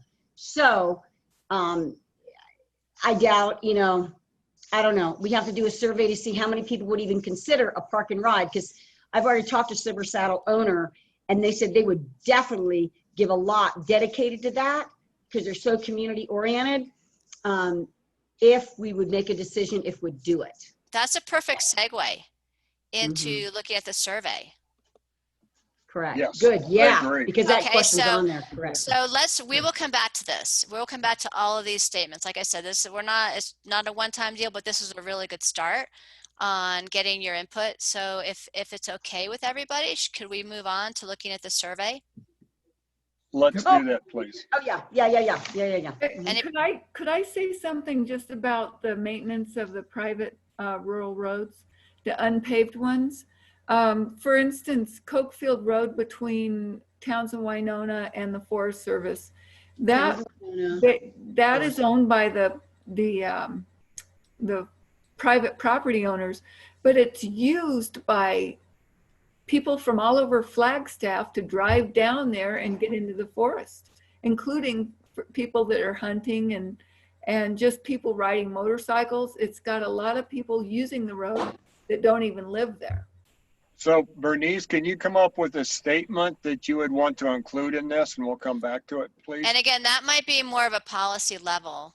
Right. Yeah, it would be. Okay. Item. So yeah, yeah. Thank you. This is still high level. Okay, great. So here is, oops. Why won't it advance? I don't know. There we go. So let's review the survey. I'm going to stay in this edit mode just because we may want to do that. And we can, so just to put this out there, the draft survey, it sounds like a lot of you have looked at it. It's 35 questions. Okay. I have all the questions on the screen, on the slides. We can either go through them one by one, or if you have all looked at them and you have specific questions you want to talk about, we could do it that way too. Alyssa, I have a quick question on where it says, let's see, I'm looking at the first page. Yes. Oops, I'm not seeing all that 1, 2, 3. You know, I just cut out the questions. I see it now. Yeah, where it says comment boxes.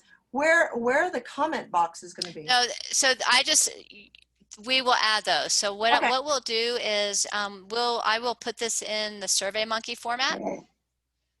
So all of the check boxes and comment boxes that you don't see here will be added to, in the actual survey. Okay, and then the other thing I saw the very first paragraph where it says, who should be filling out the survey and all this. Yeah. And it says, we encourage you to have other adults in your home contribute to your responses.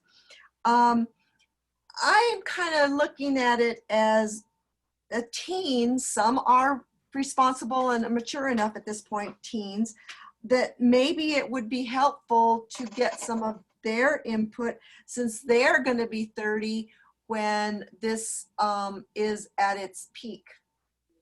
Okay, does that make any sense? It's like teens right now. Hopefully they're out of this community. They're going to try to venture out on their own, but whatever. And they might not though. They might still. Right. I know. I've got a son that's here. Let's stay on the survey, please. Yes, well, but they are talking, and I do see this is the introductory paragraph, and that is an important comment because, the idea was, to have one survey per household. Maybe that doesn't matter so much. I mean, it might skip things because, and I'm actually in the Word document now, the Word document does ask, are you a renter? Well, maybe somebody's living at home and paying their parents' rent. So yes, they would be a renter if they're doing the survey. This is not the census. The census is going to come out separately. This is more of a perception survey about what people think, living in Doney Park. So, I mean, that is something to think about. Maybe it's not one survey per household. Maybe we're silent on that. Yeah, If you want to, you could just say, like it's right there, and just say encourage others in your home to help. Yeah. So just take this part out right here. Just take Right, other please adults. complete one survey, yeah. Just take Okay. adults. Yeah. Maybe yeah, okay. I can stay in the Word version. That might be easier actually to go through. Mhm. Okay, I'm gonna do this, that, do that. Oops, back, and I'll do, it's in there. Melissa, do you want to zoom in on that Word document so it's easier to see? Sorry, yes. How's that? Is that better? Great. Okay. So then these are the three questions. Again, we can go through question by question, or we can jump to the specific questions people had one to talk about. I have another one. This is Evelyn again. Hi. Right around between 8 and 9, questions 8 and 9. I was wondering if it would be advantageous to us just to get an idea to ask how much land people own and do they plan to subdivide? Because I've talked to a lot of people that have 10 acres, but they plan to subdivide.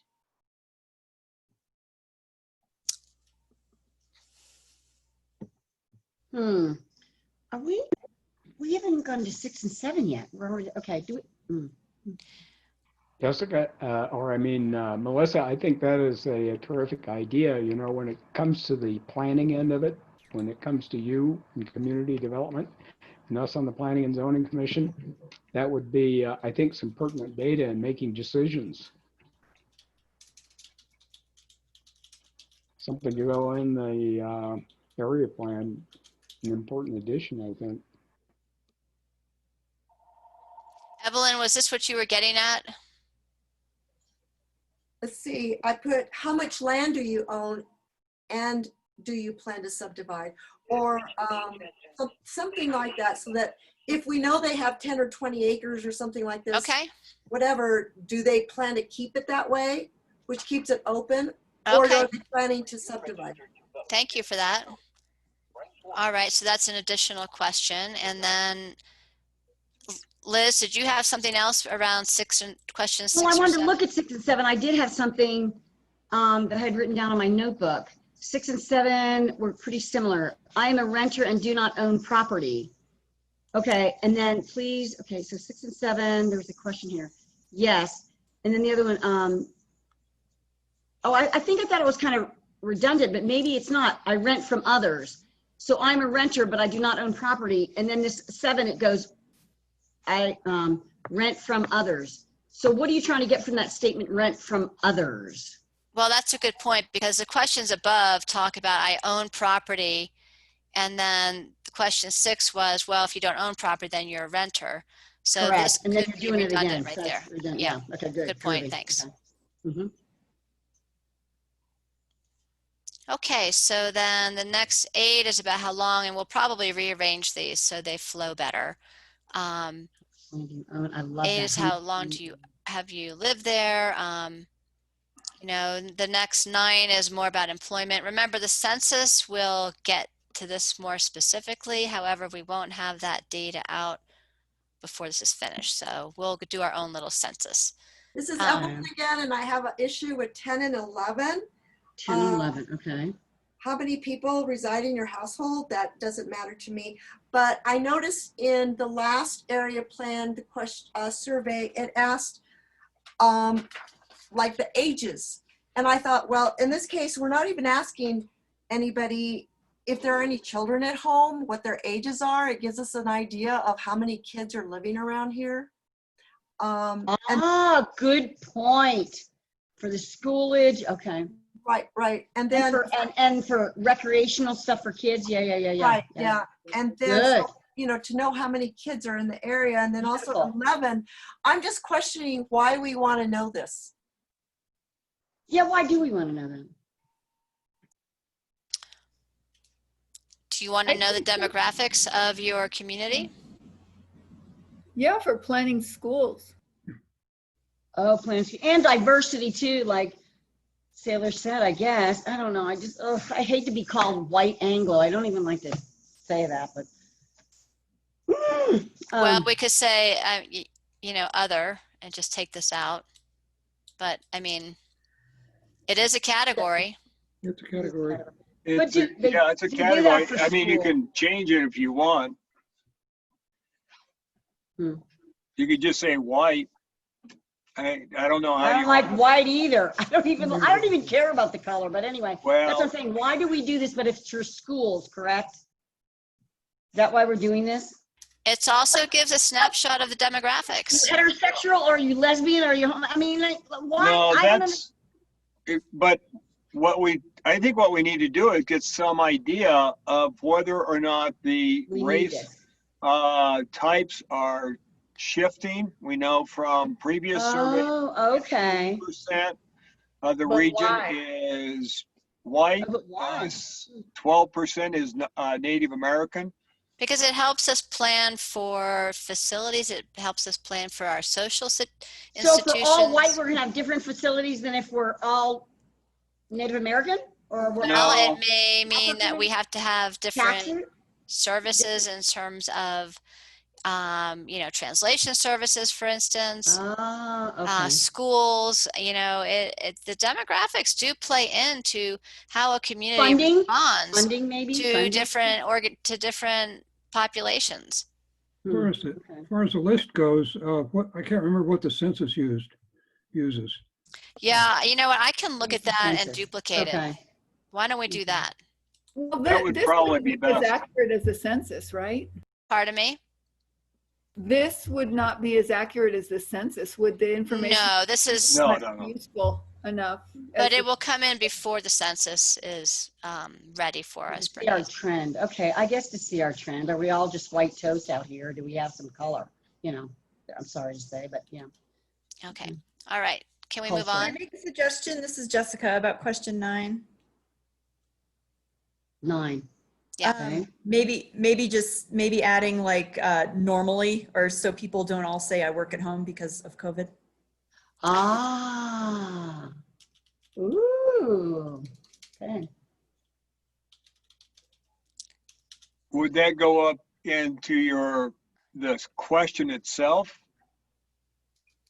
Please check the box that indicates your normal employment status. Oh, yeah. To be, yeah. Oh, good job, Brian. Okay, great. Thank you. All right. Moving down. How about maybe something for special needs? If we're going to track that, because maybe eventually someday, maybe if we track this, like we're tracking some of the other stuff, maybe we could actually get some services out here for special needs people. Are you suggesting a separate question?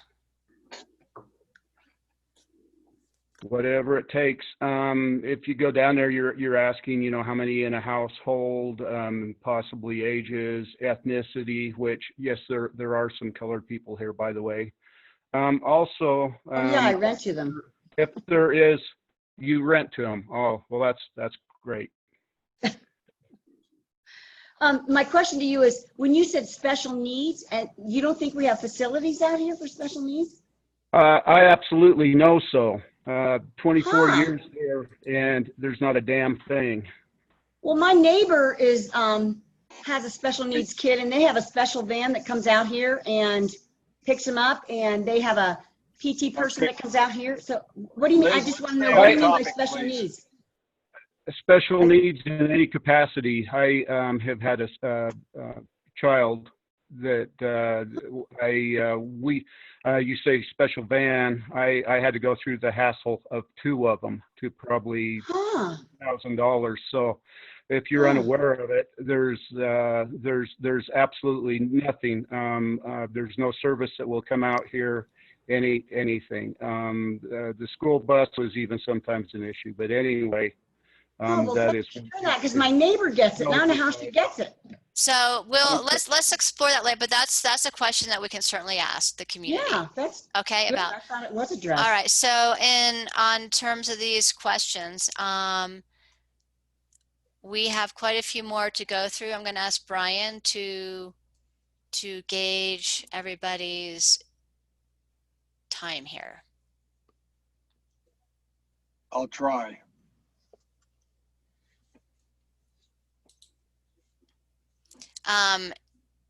Because we can continue to go through this, or we could come back to it. It's up to you all. Melissa, what else do we have to accomplish after the This was survey? it. This was it. Okay, so let's go ahead and try to get through this and get this completed so that we can come back with a more refined draft. Okay. Yes. Okay. So the next category is quality of life. And you'll notice that these are broken into categories. So we just got out of the demographics. The next category is quality of life, community character, design, and housing. And again, ignore the missing numbers here. This will all be formatted when it goes into the Correct. into the SurveyMonkey program. And so this is really, you know, how do you feel about these topics? And this is based on a lot of what we've heard already as being topics of importance to this plan, the transportation system, water resources and wastewater. And this is just gauging high importance to low importance. So I think mainly this is to look at this list. Is there anything we've missed that's a really important topic? I'm going to chime in probably the last time. Oh, excuse me, ma'am. Go ahead and go first, and then I'll go second. Thank you. I'd like to add trails and access to Forest Service.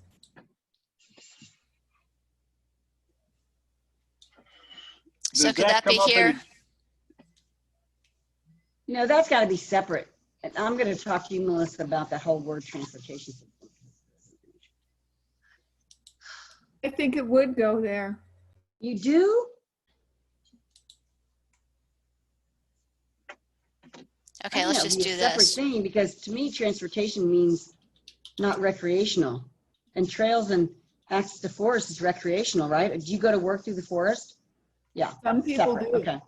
Okay, so there's that. I'd love to. Steve, did you have something else to add? Yes, and maybe it kind of was back when we was doing the vision thing. The big thing was with this, Melissa, is if at all there was a category, or I see maybe it could be incorporated into this, but is there a place in any of this that addresses physical safety for the community? So in other words, the physical safety for us residents. So pertaining to fires, flooding, the base root of why we live here and what we should be entitled to and or should expect is safety within your own home. How about this one? 13. Yeah, look at 13 then, because this is these are issues. So we've got topics and then really drilling into specific issues. Mm-hmm. Talk about wildfire. Oh, I don't see flooding in here. No, floodplain and watershed right there. Yeah, sorry. Crime. So these were really, the idea here was to hit on, you know, the major issues that we've talked about. Well, thank you. Like I've noted, and since I've attended these, District 1 had a lot of work done on it for flood mitigation. Mm-hmm. District 2 down here from Silver Saddle going into. Right, but Steve, and if I could interrupt, this is for the survey, and some people down there may feel it's high importance because they haven't been worked on.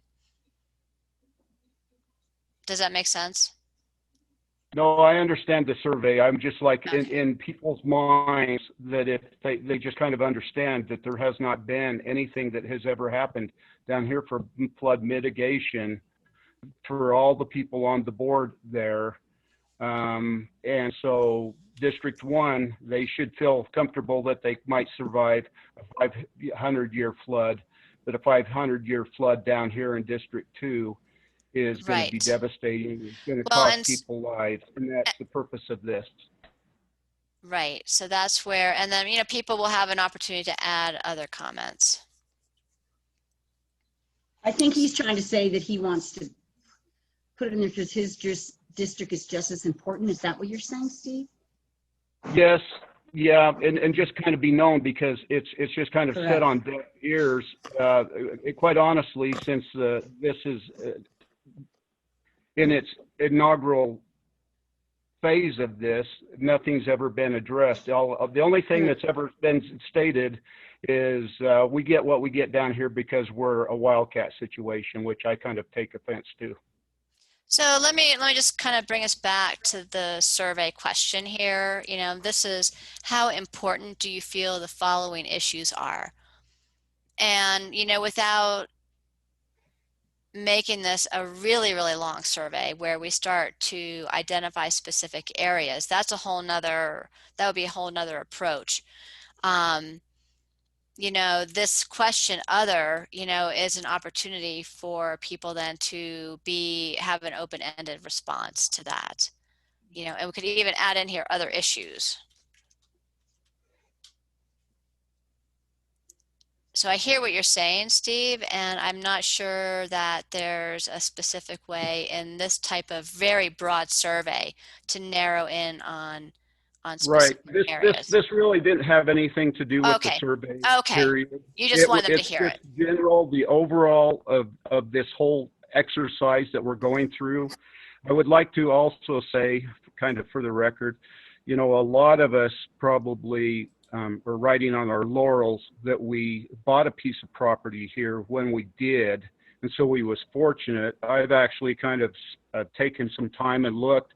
A lot of you gentlemen and ladies out there probably got a smoking deal, so we can sit there and say that it's impossible to get anything affordable here, and it's kind of a slap in the face. I mean, I understand somebody doesn't want a mess sitting right next to them, but that's kind of what we're faced with this Horseman Lodge catastrophe possibly. But at the same time, if you got something at a good price, then. Hey, Steve, I'm going to interrupt here. Steve, excuse me. Yeah, because could you save that comment possibly for the end? We need to work through the survey right now, and then we have an opportunity for public comment at the end. So I just wanted to keep us focused on task. But thank you for sharing, Steve. And yeah, you know, we need to hear this. We need to hear this kind of stuff. That's why we're a team working on this. Well, and so, but hold the comments. Let's work through the survey, and then when we're done, there's that chance for, you know, the broader comments, if that's okay. Okay. Stay on task. So the next question, 14, was about community character, and these were, you know, just to get a sense for what people think is community character. Can we please? Bernice, you're muted.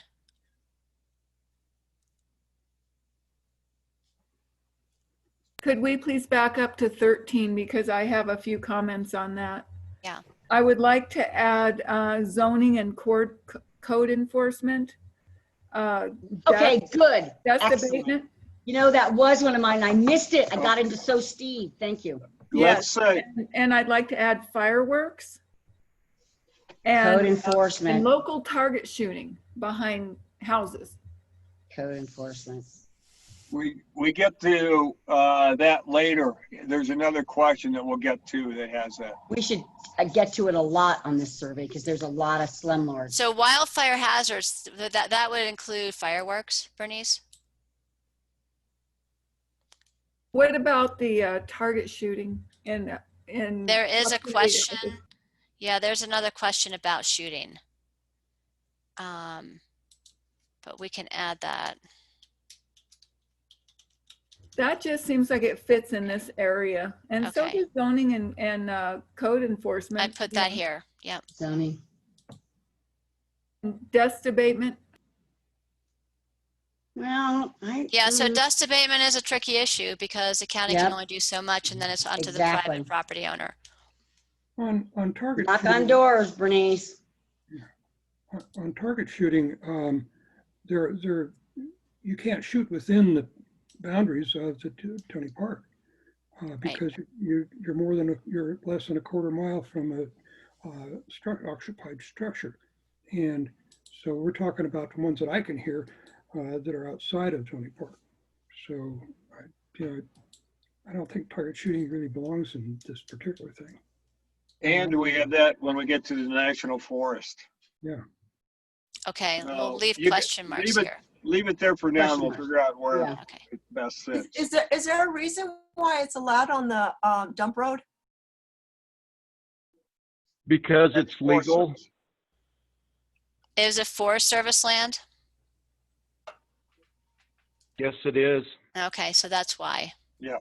But it does need to be, it's supposed to be a certain distance away from houses. Quarter Okay. mile. Well, So yeah. question 14 is about community character. And so we had, how do you identify with the following as describing the community character? Affordable housing and housing options, open space, forest access. Highway 89 is a gateway corridor. Sounds like that may not be, but it's a question, you know, it's a Yeah, we gauge could leave of it the there. perception. The best of rural and urban lifestyle, I like that. small town Okay. feel, Industrial. industrial opportunities. You got that loop road, that's industrial zoning. You know what, here, I'm sure we have it many times, but how we look at it, dark skies, can we say it again because it's so important, or no? It's no? right, it's, so this is split list. Oh, It's right here, right here. Okay, good, okay. Commercial Right there. opportunities. Is it a connected and safe community? Somebody asked about safe, okay. Dark sky community, and then cultural assets, historic landmarks, and other. Okay. Did we miss anything? 14, is that 14? Harriet, we haven't heard Yeah, from you, 14. Harriet. I'm fine. I've had 3 phone calls that insisted that I call. They kept calling me, so I've been yapping to Tucson. I'm sorry. That's okay. You like 14, Harriet? Let's move on. Okay, so 15, and then we can come back to this. So currently, and this is a statement, there is a substantial amount of land zoned and available for new residential development. If you remember last time we talked about that in the build out section that we went over. I know there were a lot of numbers, but there's about 1,700 acres still available for residential development, and that could equate to a total of about 350 new units with the associated, then double that for the accessory dwellings. So the question is, do you feel there's need for additional residential land over what is currently available? It's a yes or no question. And then 16 is related. Would you be in favor of adjacent Forest Service land being exchanged and made available for residential? This is just yes or no. Right. And this Right. is good because it makes Yes. It's okay. Right. And then do you agree that the area plan should encourage additional types of residential housing development along with higher density residential with higher residential density in order to support neighborhood scale economic development and transit options? It's a yes or no question. It's so hard. So, you know, you're probably thinking about how you guys would answer it. But there are more people that we need to poll. I think it's an important question. Yes. So, and then question 18 is related to 17. And if they answer yes, additional types of housing is desired. What type? And this will be, you know, check all that apply. It's just a, you know, again, these are options. Right. Typo there. It's a wide mix. It's a big net. So it would be interesting to see what comes out of it. Yep. So Good 19 is about the current design guidelines, right? And so remember, design guidelines are applied to commercial development, multifamily development, not single family development, and industrial development. So we do have some examples of newer buildings that these were applied to, the new Dollar General, Rob's Building, Timberline Firearms, and then interestingly, the Silver Saddle Center was not built to the design guidelines, but it certainly was possibly used to model them because it seems to fit right in. Yes. That's why we put that in there as an example. And it's just a yes or no question. Do these design guidelines, do you agree that they are reflecting the community character? Yes or no? That's a very good question to have, and I'd like to make a comment on Silver Saddle. That's what got you the design of the dollar store down the road. With Right. And do you know, John, when the Silver Saddle Center was built? It's been a while, probably before the design I guidelines, can I'm tell you guessing. about Horseman, but Horseman's Lodge, but I haven't really looked at the records. 1986. Okay. Well, I think though that it was built prior to the design guidelines, so but they reflect that style. I think that it existed prior to that, and it some parts of it may have existed in a slightly different form prior to the zoning ordinance. Interesting. All right. Well, that's just a good, kind of little note about community character. And so 20 is really related to 19. If somebody said, no, those design guidelines do not reflect community character, well, why? Okay. And they can specify then what does not work. So that's really kind of a really good, I think, question to inform us on what would work or what doesn't work. So now we get into the public services and facilities category. And this is, again, ranking just on a perception scale, how important these public services and facilities are to the community. It's a pretty big list here. Does transit services mean the same thing as transportation services? No, transit, transit is bus, paratransit, van pool, everything. Okay, so it's the same thing as transportation services. Okay. Well, okay, I guess it depends on how you look at transportation services, sure. And then, we threw in this question, do you have broadband internet subscription? And then if no, do you need it? It may seem like a silly question, but. What if you pay for it, but you don't get it? Well, no, because some people still have AT&T. They still have we can't go down that road. Yeah, no, we can't get into. Stay with the survey. So then the last question about public services is water quality concern.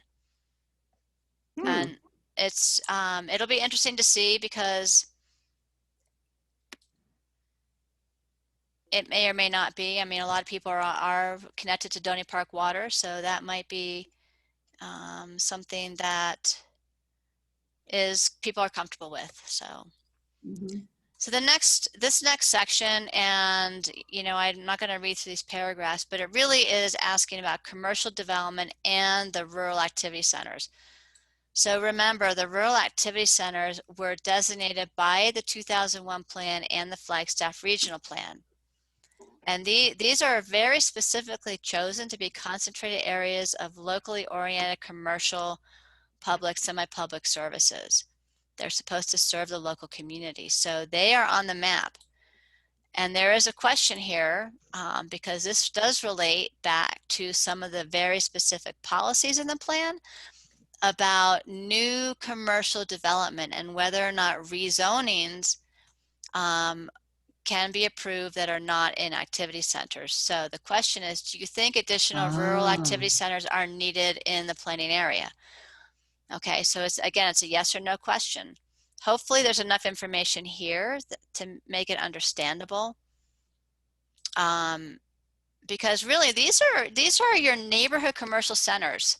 And I don't know that we've really talked about that enough yet to make it real in the sense that these were intentionally selected to be hubs for activity, for commercial, public service, school, social gathering.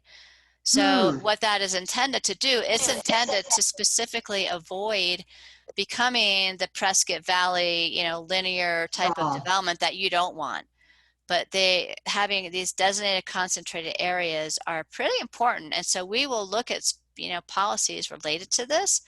I like that. But there is a question, do we need more? We might need more. It may not be adequate enough because once you start growing a rural activity center, then we start to grow that linear development that is not desired. So something to think about. And then if somebody answers yes, please tell us where those should be located.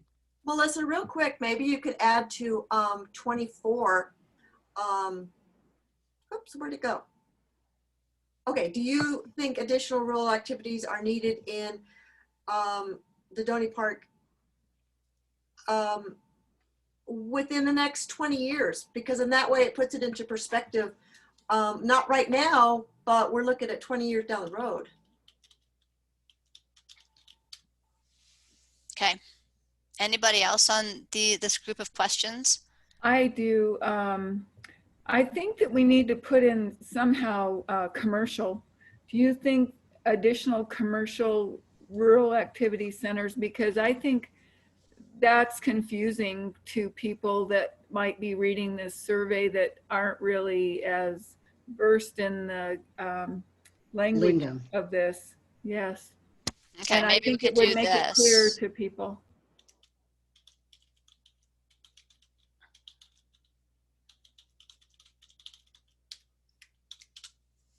Something like Public that. service centers, See, I didn't understand that. Public service centers, maybe? Yeah. Because that's one of the things I was going to call you today and I forgot to ask you. I don't really understand this rural activity centers. I didn't, and then I had to look up industrial versus commercial. I don't even know, like, what's that? So remember, So- commercial is like Oh, I got offices, it. I retail. looked it Oh, up. okay. I looked it up. I got it. I Okay, looked up the whole thing. Well, and I did list some examples here. Yeah. All right, those are good updates. I think adding in the next 20 years might give us a lot of answers that are, somebody might think they need it now. Somebody might think, okay, next year. Right. Okay, 20 years from now. That would be hard to analyze.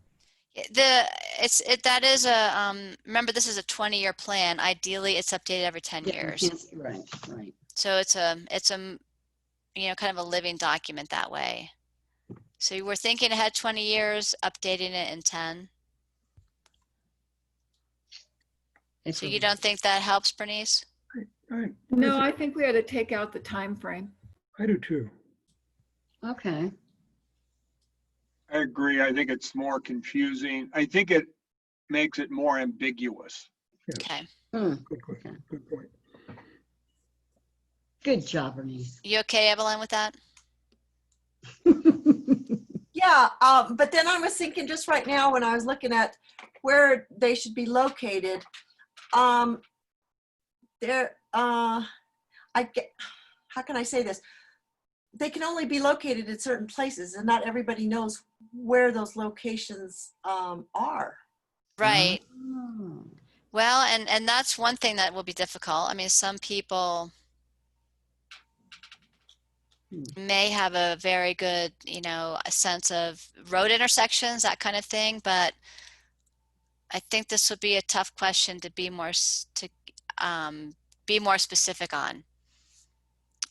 You answered yes to 24. Or you could, yeah, okay.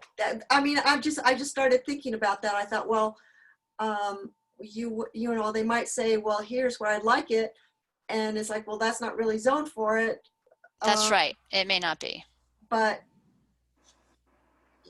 I don't know, because then if you say it's zoned for that, I don't know. It just, it's a good question because you want to know where people want stuff, but they don't know where it's zoned where.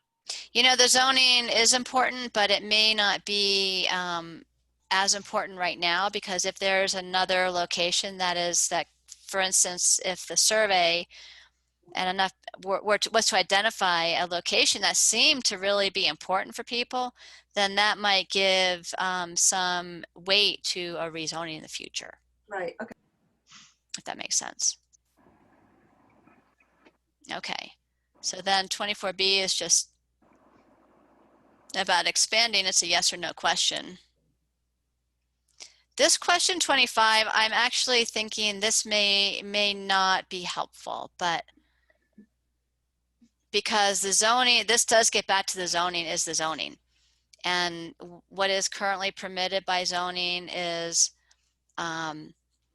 not really up for discussion. And for instance, a conditional use permit, it would be more appropriate to, if there was going to be some sort of you know, if we were working on a zoning code, we could think of a different strategy to regulate this. But Melissa, anyway, I'll leave it up to you. Melissa, I think you should leave that in there from a planning standpoint for evaluating those rezonings and conditional use permits. Not so much from your aspect as a planner, but when it comes to the Planning and Zoning Commission or the Board of Supervisors, what do people want to see, and is there significant opposition, or is there a significant number of people in favor of something based on a policy that this helps develop? I agree. Okay, so leave it in. Yeah, leave it in. All right. So 26, this is just, again, a yes or no question. Do you feel there's need for additional commercially zoned property? And there's... I think there again, there'd be people don't know what is zoned commercial and what isn't. Well, and again, it's more about, well, there'll be a map that goes along with this, that, you know, the map that we've looked at that shows what is zoned today and what is vacant and what is developed. Would you ask what they would want? I would say something like a pharmacy. So you don't have to go into town to get your prescriptions refilled and stay around, you know, for an hour at Sam's. Well, that could be more up here in 25. Yeah, I'm sorry, I'm talking about 25. Okay. Maybe, or whatever. Yeah, well, you've got other, never mind. You're not going to put a pharmacy out here. Right. So the question 26 is just a pretty basic question. Because up here, if we go back to the introduction, this sentence, and I can make it bigger.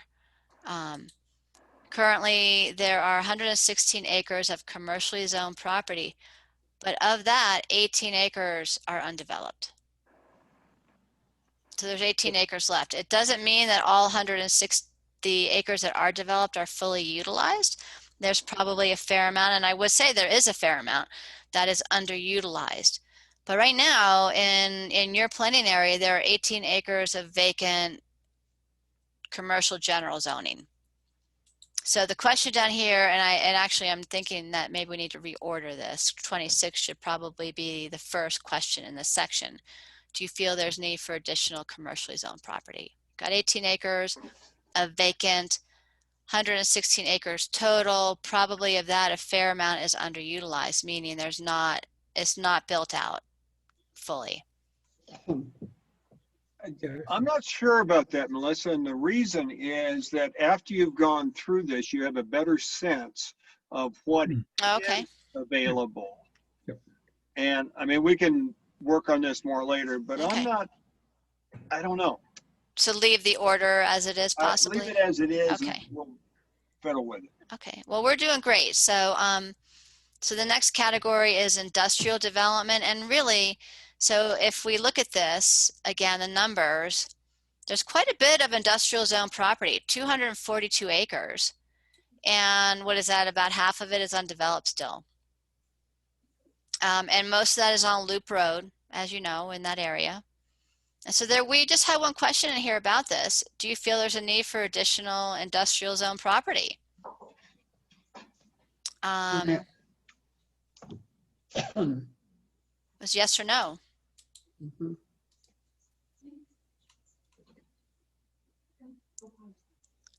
Okay, so then this next section is about the transportation system.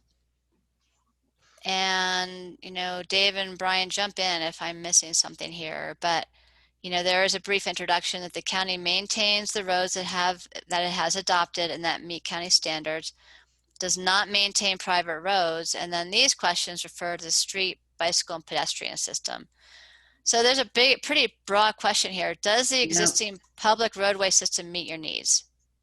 Yes or no? And if not, why not? Yep. Good. And then about additional pedestrian connections that link residential areas and neighborhoods. Again, with the rural activity centers and to the city of Flagstaff. Is that important? Right. That's good. And then same question, but for bicycle. Okay, separate the two modes. And then these are, again, it's a, you know, what's important to you question about transportation features. And this is it could be telling right here. Our Yeah. pedestrian features, bicycle features, we know what is important to people. Yep, that's good. I like it. Okay, Simple. and then so then we jump to open space, natural areas, and cultural resources. You know, and we give a little intro here about the goals and policies that will address the use and development of open space, natural areas, including development of floodplain and meadow soils, and potential future use of Forest Service land, and protection of cultural resources. And so then these questions ask about how people use the open space and resources in the area. And this is kind of a huge question. 32 is a huge question, but it will give us a sense of how people are using the forest lands adjacent to Doney Park with all these different activities, right? And so there's your target shooting, horseback riding, camping, dog walking, wildlife hunting, Off-road vehicle driving. yeah, picnicking, bicycle riding, jogging, walking, so and other, and then a gauge of how often people are using it and for these activities. This is not like, I mean, if we were doing a full-on recreation survey, I mean, we could get really deep into it, but we don't really have the time. We don't have the time for that, but this could be telling. No, I like it. And then this Melissa, question. Melissa, Hi. I have a question that could maybe go under the question we just went over. This one here, 32? Yes. Okay.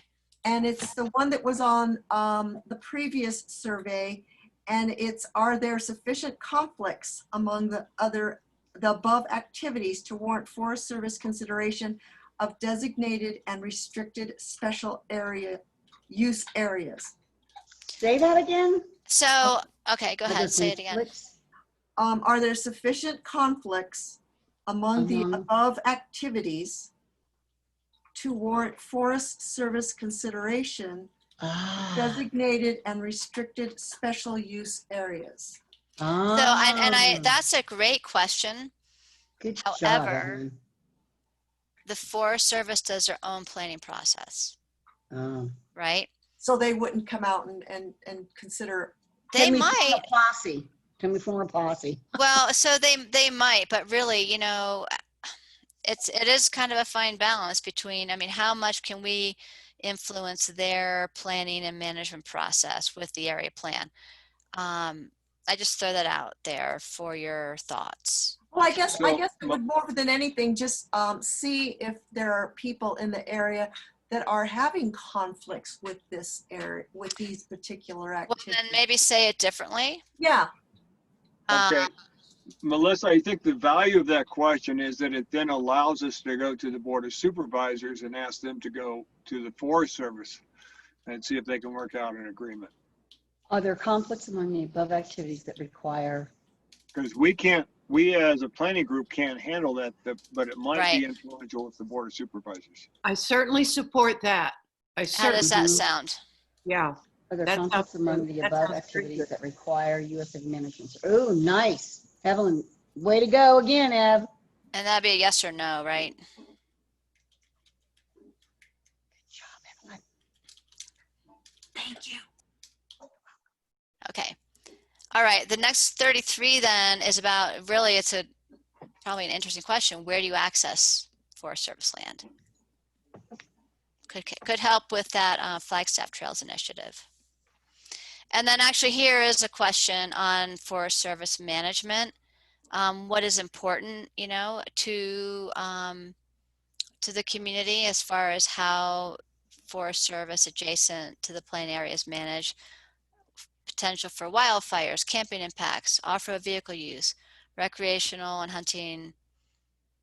shooting and hunting, timber harvest, preserving U.S. forest land from development, and other.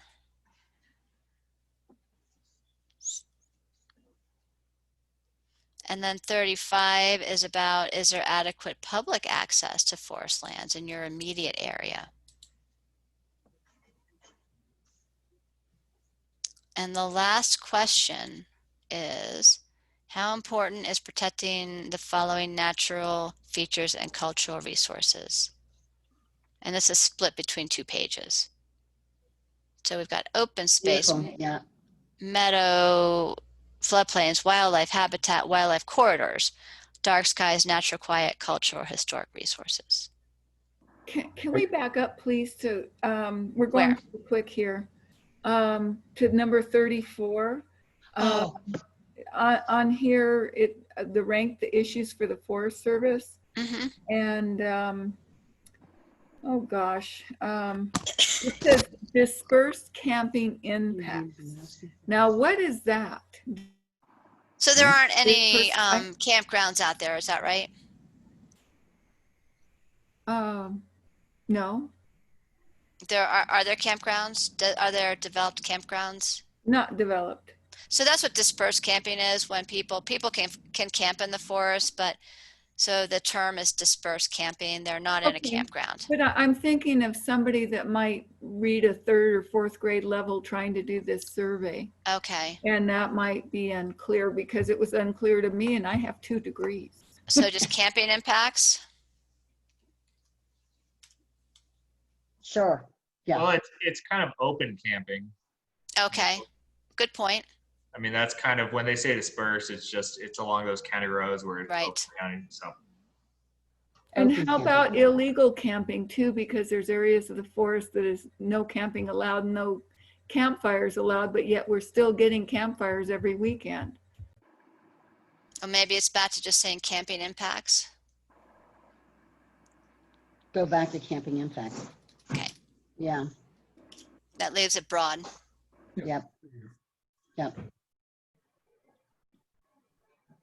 Anything else? I have a real just minor one. Melissa, on question 31, you need to reverse the 1 to 5 and 5 to 1. I know. Oh. No, I will definitely. So once it's in SurveyMonkey in the actual format, I will have you guys look at it. Are there going to be hard copies of this survey also? Yes, we can do that. It's easy to print out. And I think, so the end of the survey does have a conclusion. And, you know, we're asking if people want to give us their name and contact information. Melissa, I have 2 more questions. I was wondering if we could put at the end, just before the conclusion, and I saw them on the previous survey, and one of them was, are there, and it just kind of gives everybody a chance to say what they want. Oh, okay. If it isn't on here, and it's, are there any special characteristics in the planning area that should be preserved or enhanced?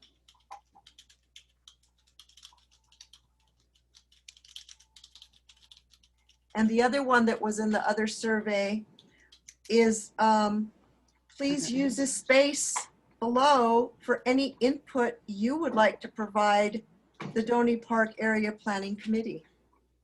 Yes, okay. I like that last. Yes. So it's please use the space below for any input you would like to provide the Doney Park area, or the, you know, the way we have it now, the committee.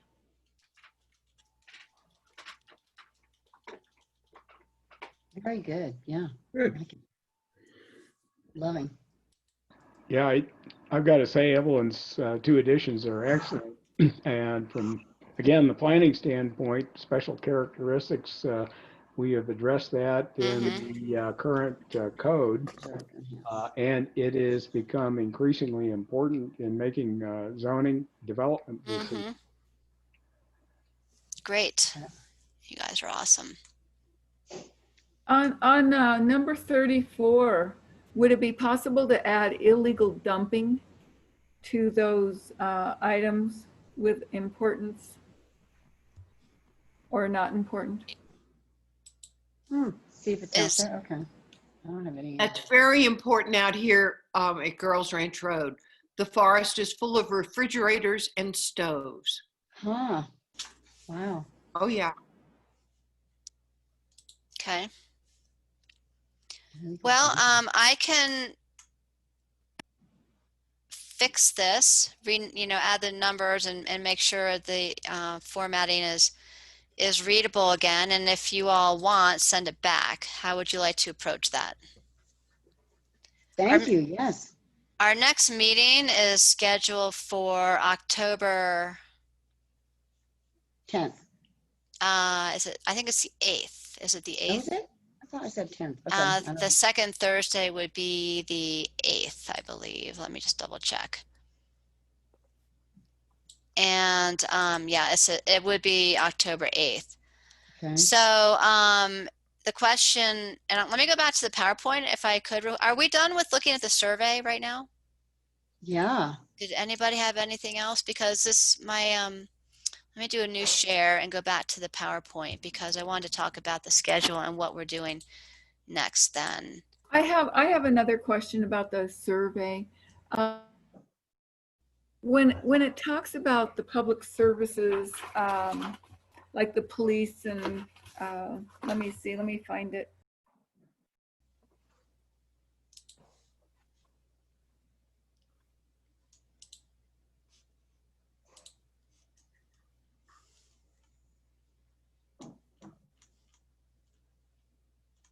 Bernice, is that something that you could send Melissa an email on?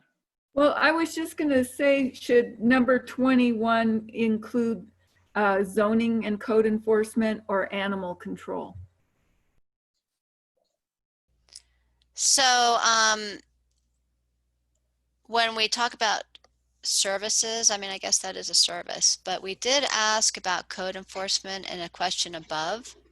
Right.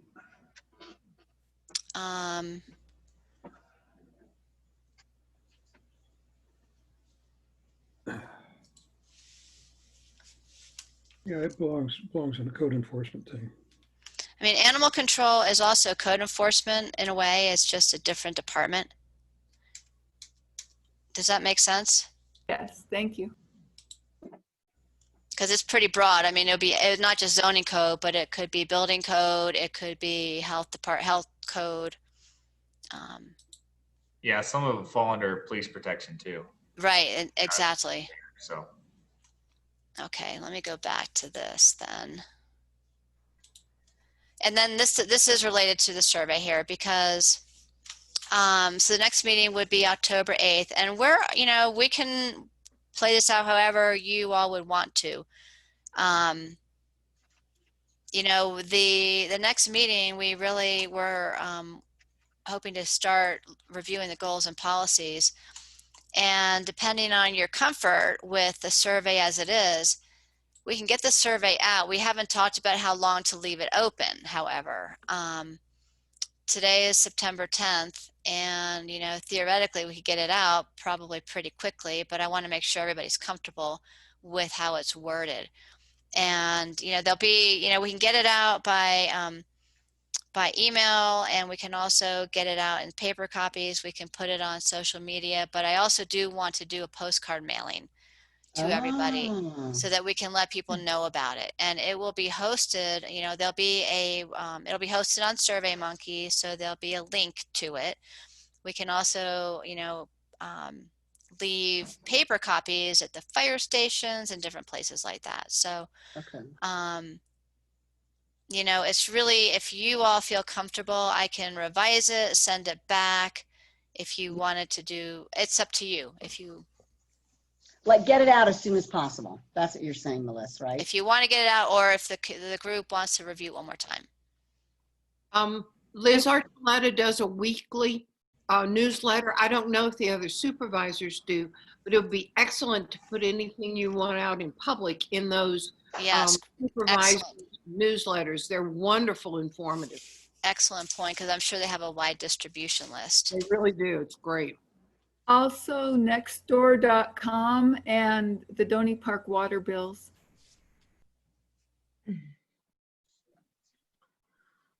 Well, so I can't post to nextdoor.com, but maybe one of you could. I think Rob said last month that he would do that. He did, well, and to also Facebook. The Doney Park Facebook. The Facebook, yeah. Right. That would be huge. I can post to that also, Melissa. Okay, great. Can we add nextdoor.com also? Well, are you a Someone member has of it that? first. Could you post it, Bernice? I don't know if I'm going to be here at that time when it comes out. Well, somebody who is a member of Nextdoor, because I'm not. That's the one Rob said he would do. Yeah, I think he said Facebook. Maybe he can do Nextdoor. Did he say No, Nextdoor as well? He said Nextdoor as well. Oh, okay, great.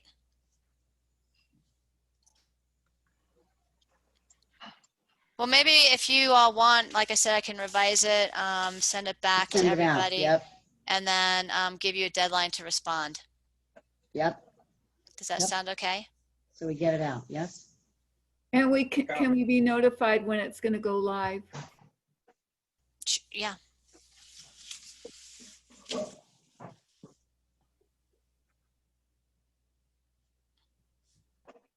All right. Will there be a link on the Coconino County website? Definitely. Absolutely. On our very own Doney Park, Timberline, Fernwood area plan update page. Yay. I'm going to invite my neighborhood, and I have a very small neighborhood, to my home on the porch outside with masks. Nice. To have them go over this. Make it fun. And make it fun. And that's kind of what we do. But I think this is a way for us to inform neighbors of how they can have an impact. My neighbors have become terribly interested in government now. Good. Well, so, okay, so depending on how long we have it open, we may not have the survey results because I think we want to leave it open for long enough that people can really dive into it. So if it's okay, I can kind of work with Brian and Dave on some of the details like that. But you're going to send it out to all of us. Send it out with to all the of you updates. with a Okay, deadline yep. for And then- final comments. Yep, and yep, then, yep. is that good? Okay. Well, here we are then. We're at the conclusion of our meeting and we're Woohoo. 15 minutes early. Can't believe that. So now, Steve, if you're still with us, now we've got our public comment time. If you have additional thoughts that you'd like to bring up. Again, just one. Thanks to Dave and Brian for their input on this. They just, again, done a terrific job on the survey and helping put it together. And thank you from me. You're welcome, and thank you. You're welcome, yeah. Okay, this is for Steve. Steve, are you out there? No? He's not, I don't see him on the, I'll turn that thing off. I don't think Steve's with us any longer. Okay. You know, this is Bernice. I was just looking at question 12 again on the survey, and I don't think anywhere on the survey do we have it as important to maintain current lot sizes.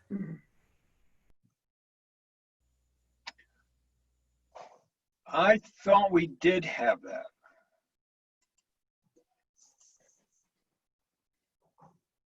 On. Yeah, I think that would be important to know if people live out here and don't want it subdivided and, you know, multi-unit housing and things like that. Sorry, go ahead. Well, I think we have that. I don't know where it is, but let's make a note of that and we'll double check. There's a housing one, and then there's if someone plans on dividing their properties, but I don't think anything specifically about maintaining the 2.5 or anything. Is that an important question? That's an important question. How would you word it, Bernice? Yeah, I thought we had something in there on that. Probably under quality of life, community character, design, and housing. And under number 12, maintaining current lot sizes. Okay, I see what you're saying.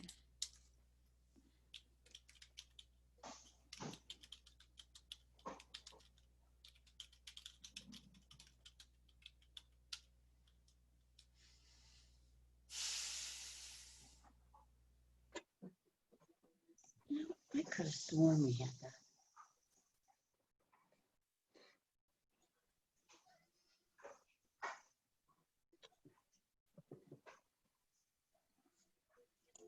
It looks like 18 addresses that a little bit. Yeah, it's Just right there, just like right here. anchor, yeah. We can have it twice. It just doesn't specifically say like that maintenance of the 2.5. Mm-hmm. I mean, but it kind of opens up for discussion. Right. Our lots. Do you see 18, Bernice? We've got it up here.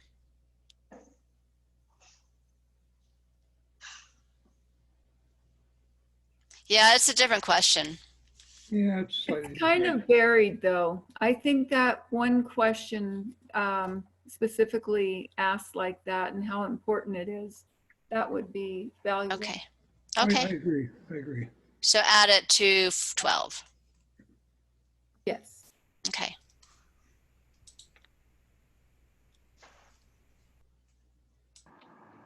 All right, you guys are awesome, I have to say. We had good coaching, I have to say. One comment on Bernice's addition. I think that that's a very good idea. And if it leads to some sort of policy statement relative to that, from a planning standpoint, again, I think it would be very important when you come to the Planning and Zoning Commission and Board of Supervisors and they look at what people want to see. This is becoming very important. So good addition. Good addition, yep. I'm sorry about the save message here. I just did want to pop that one slide up again. And if any of you talk to Steve, do encourage him to get back in touch with us, because I didn't mean to cut him off. I think he's got some important things to add, so I'll give him a call as well. But in terms of outreach planning, you know, we're doing this survey. What I do want to do, and I think Bethan is still with us. I don't know if any of you are, you know, participating in the Sustainable Building Tour, but this year they're doing, they're doing basically a self-guided driving tour on that. So people will not be going into homes this year. They'll be driving by. There'll be a sign out there with one of those like QR codes. People can, like, you know, learn about the house. So it's, you know, it's a pandemic version of the Sustainable Building Tour. And I will try to do something like that. I'm going to, you know, see if, you know, we can get some tips from our sustainable building people on how they organize that. Because again, we talked about putting this together so people can drive around Doney Park, Timberline, Fernwood, learn about the playing area, understand how big it is, stop at the activity center. So we'll need more input on this. And I think, you know, it will happen after the survey goes live, but it could be a really good activity to do before we get into any kind of weather. Like I said, we'll do a direct postcard mailing to promote the survey and also to promote the what we're doing here. So it won't just be about the survey, but it'll be like, hey, we're doing this area plan update, here's a survey, and here's a way to stay informed. This is Bernice again. I'm sorry to interrupt, but on number 12 again, could we ask the importance of access to Forest Service trails? Because as the Forest Service trades go on and housing subdivisions go up, we might not have access to trails that we had before. I did add that. Let me show you.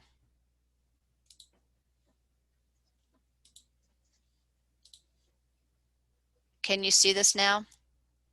I added that there. Perfect. Thank you. Okay.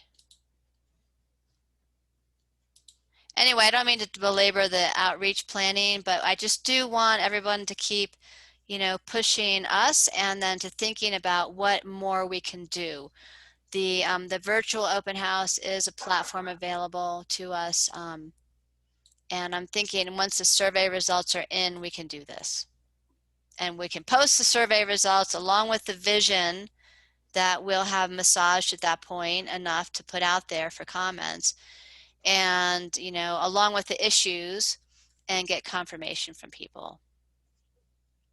How about a public service announcement on CAF and putting it in the newspaper? For the survey? Yes. Yeah, I can work with our public relations people on that.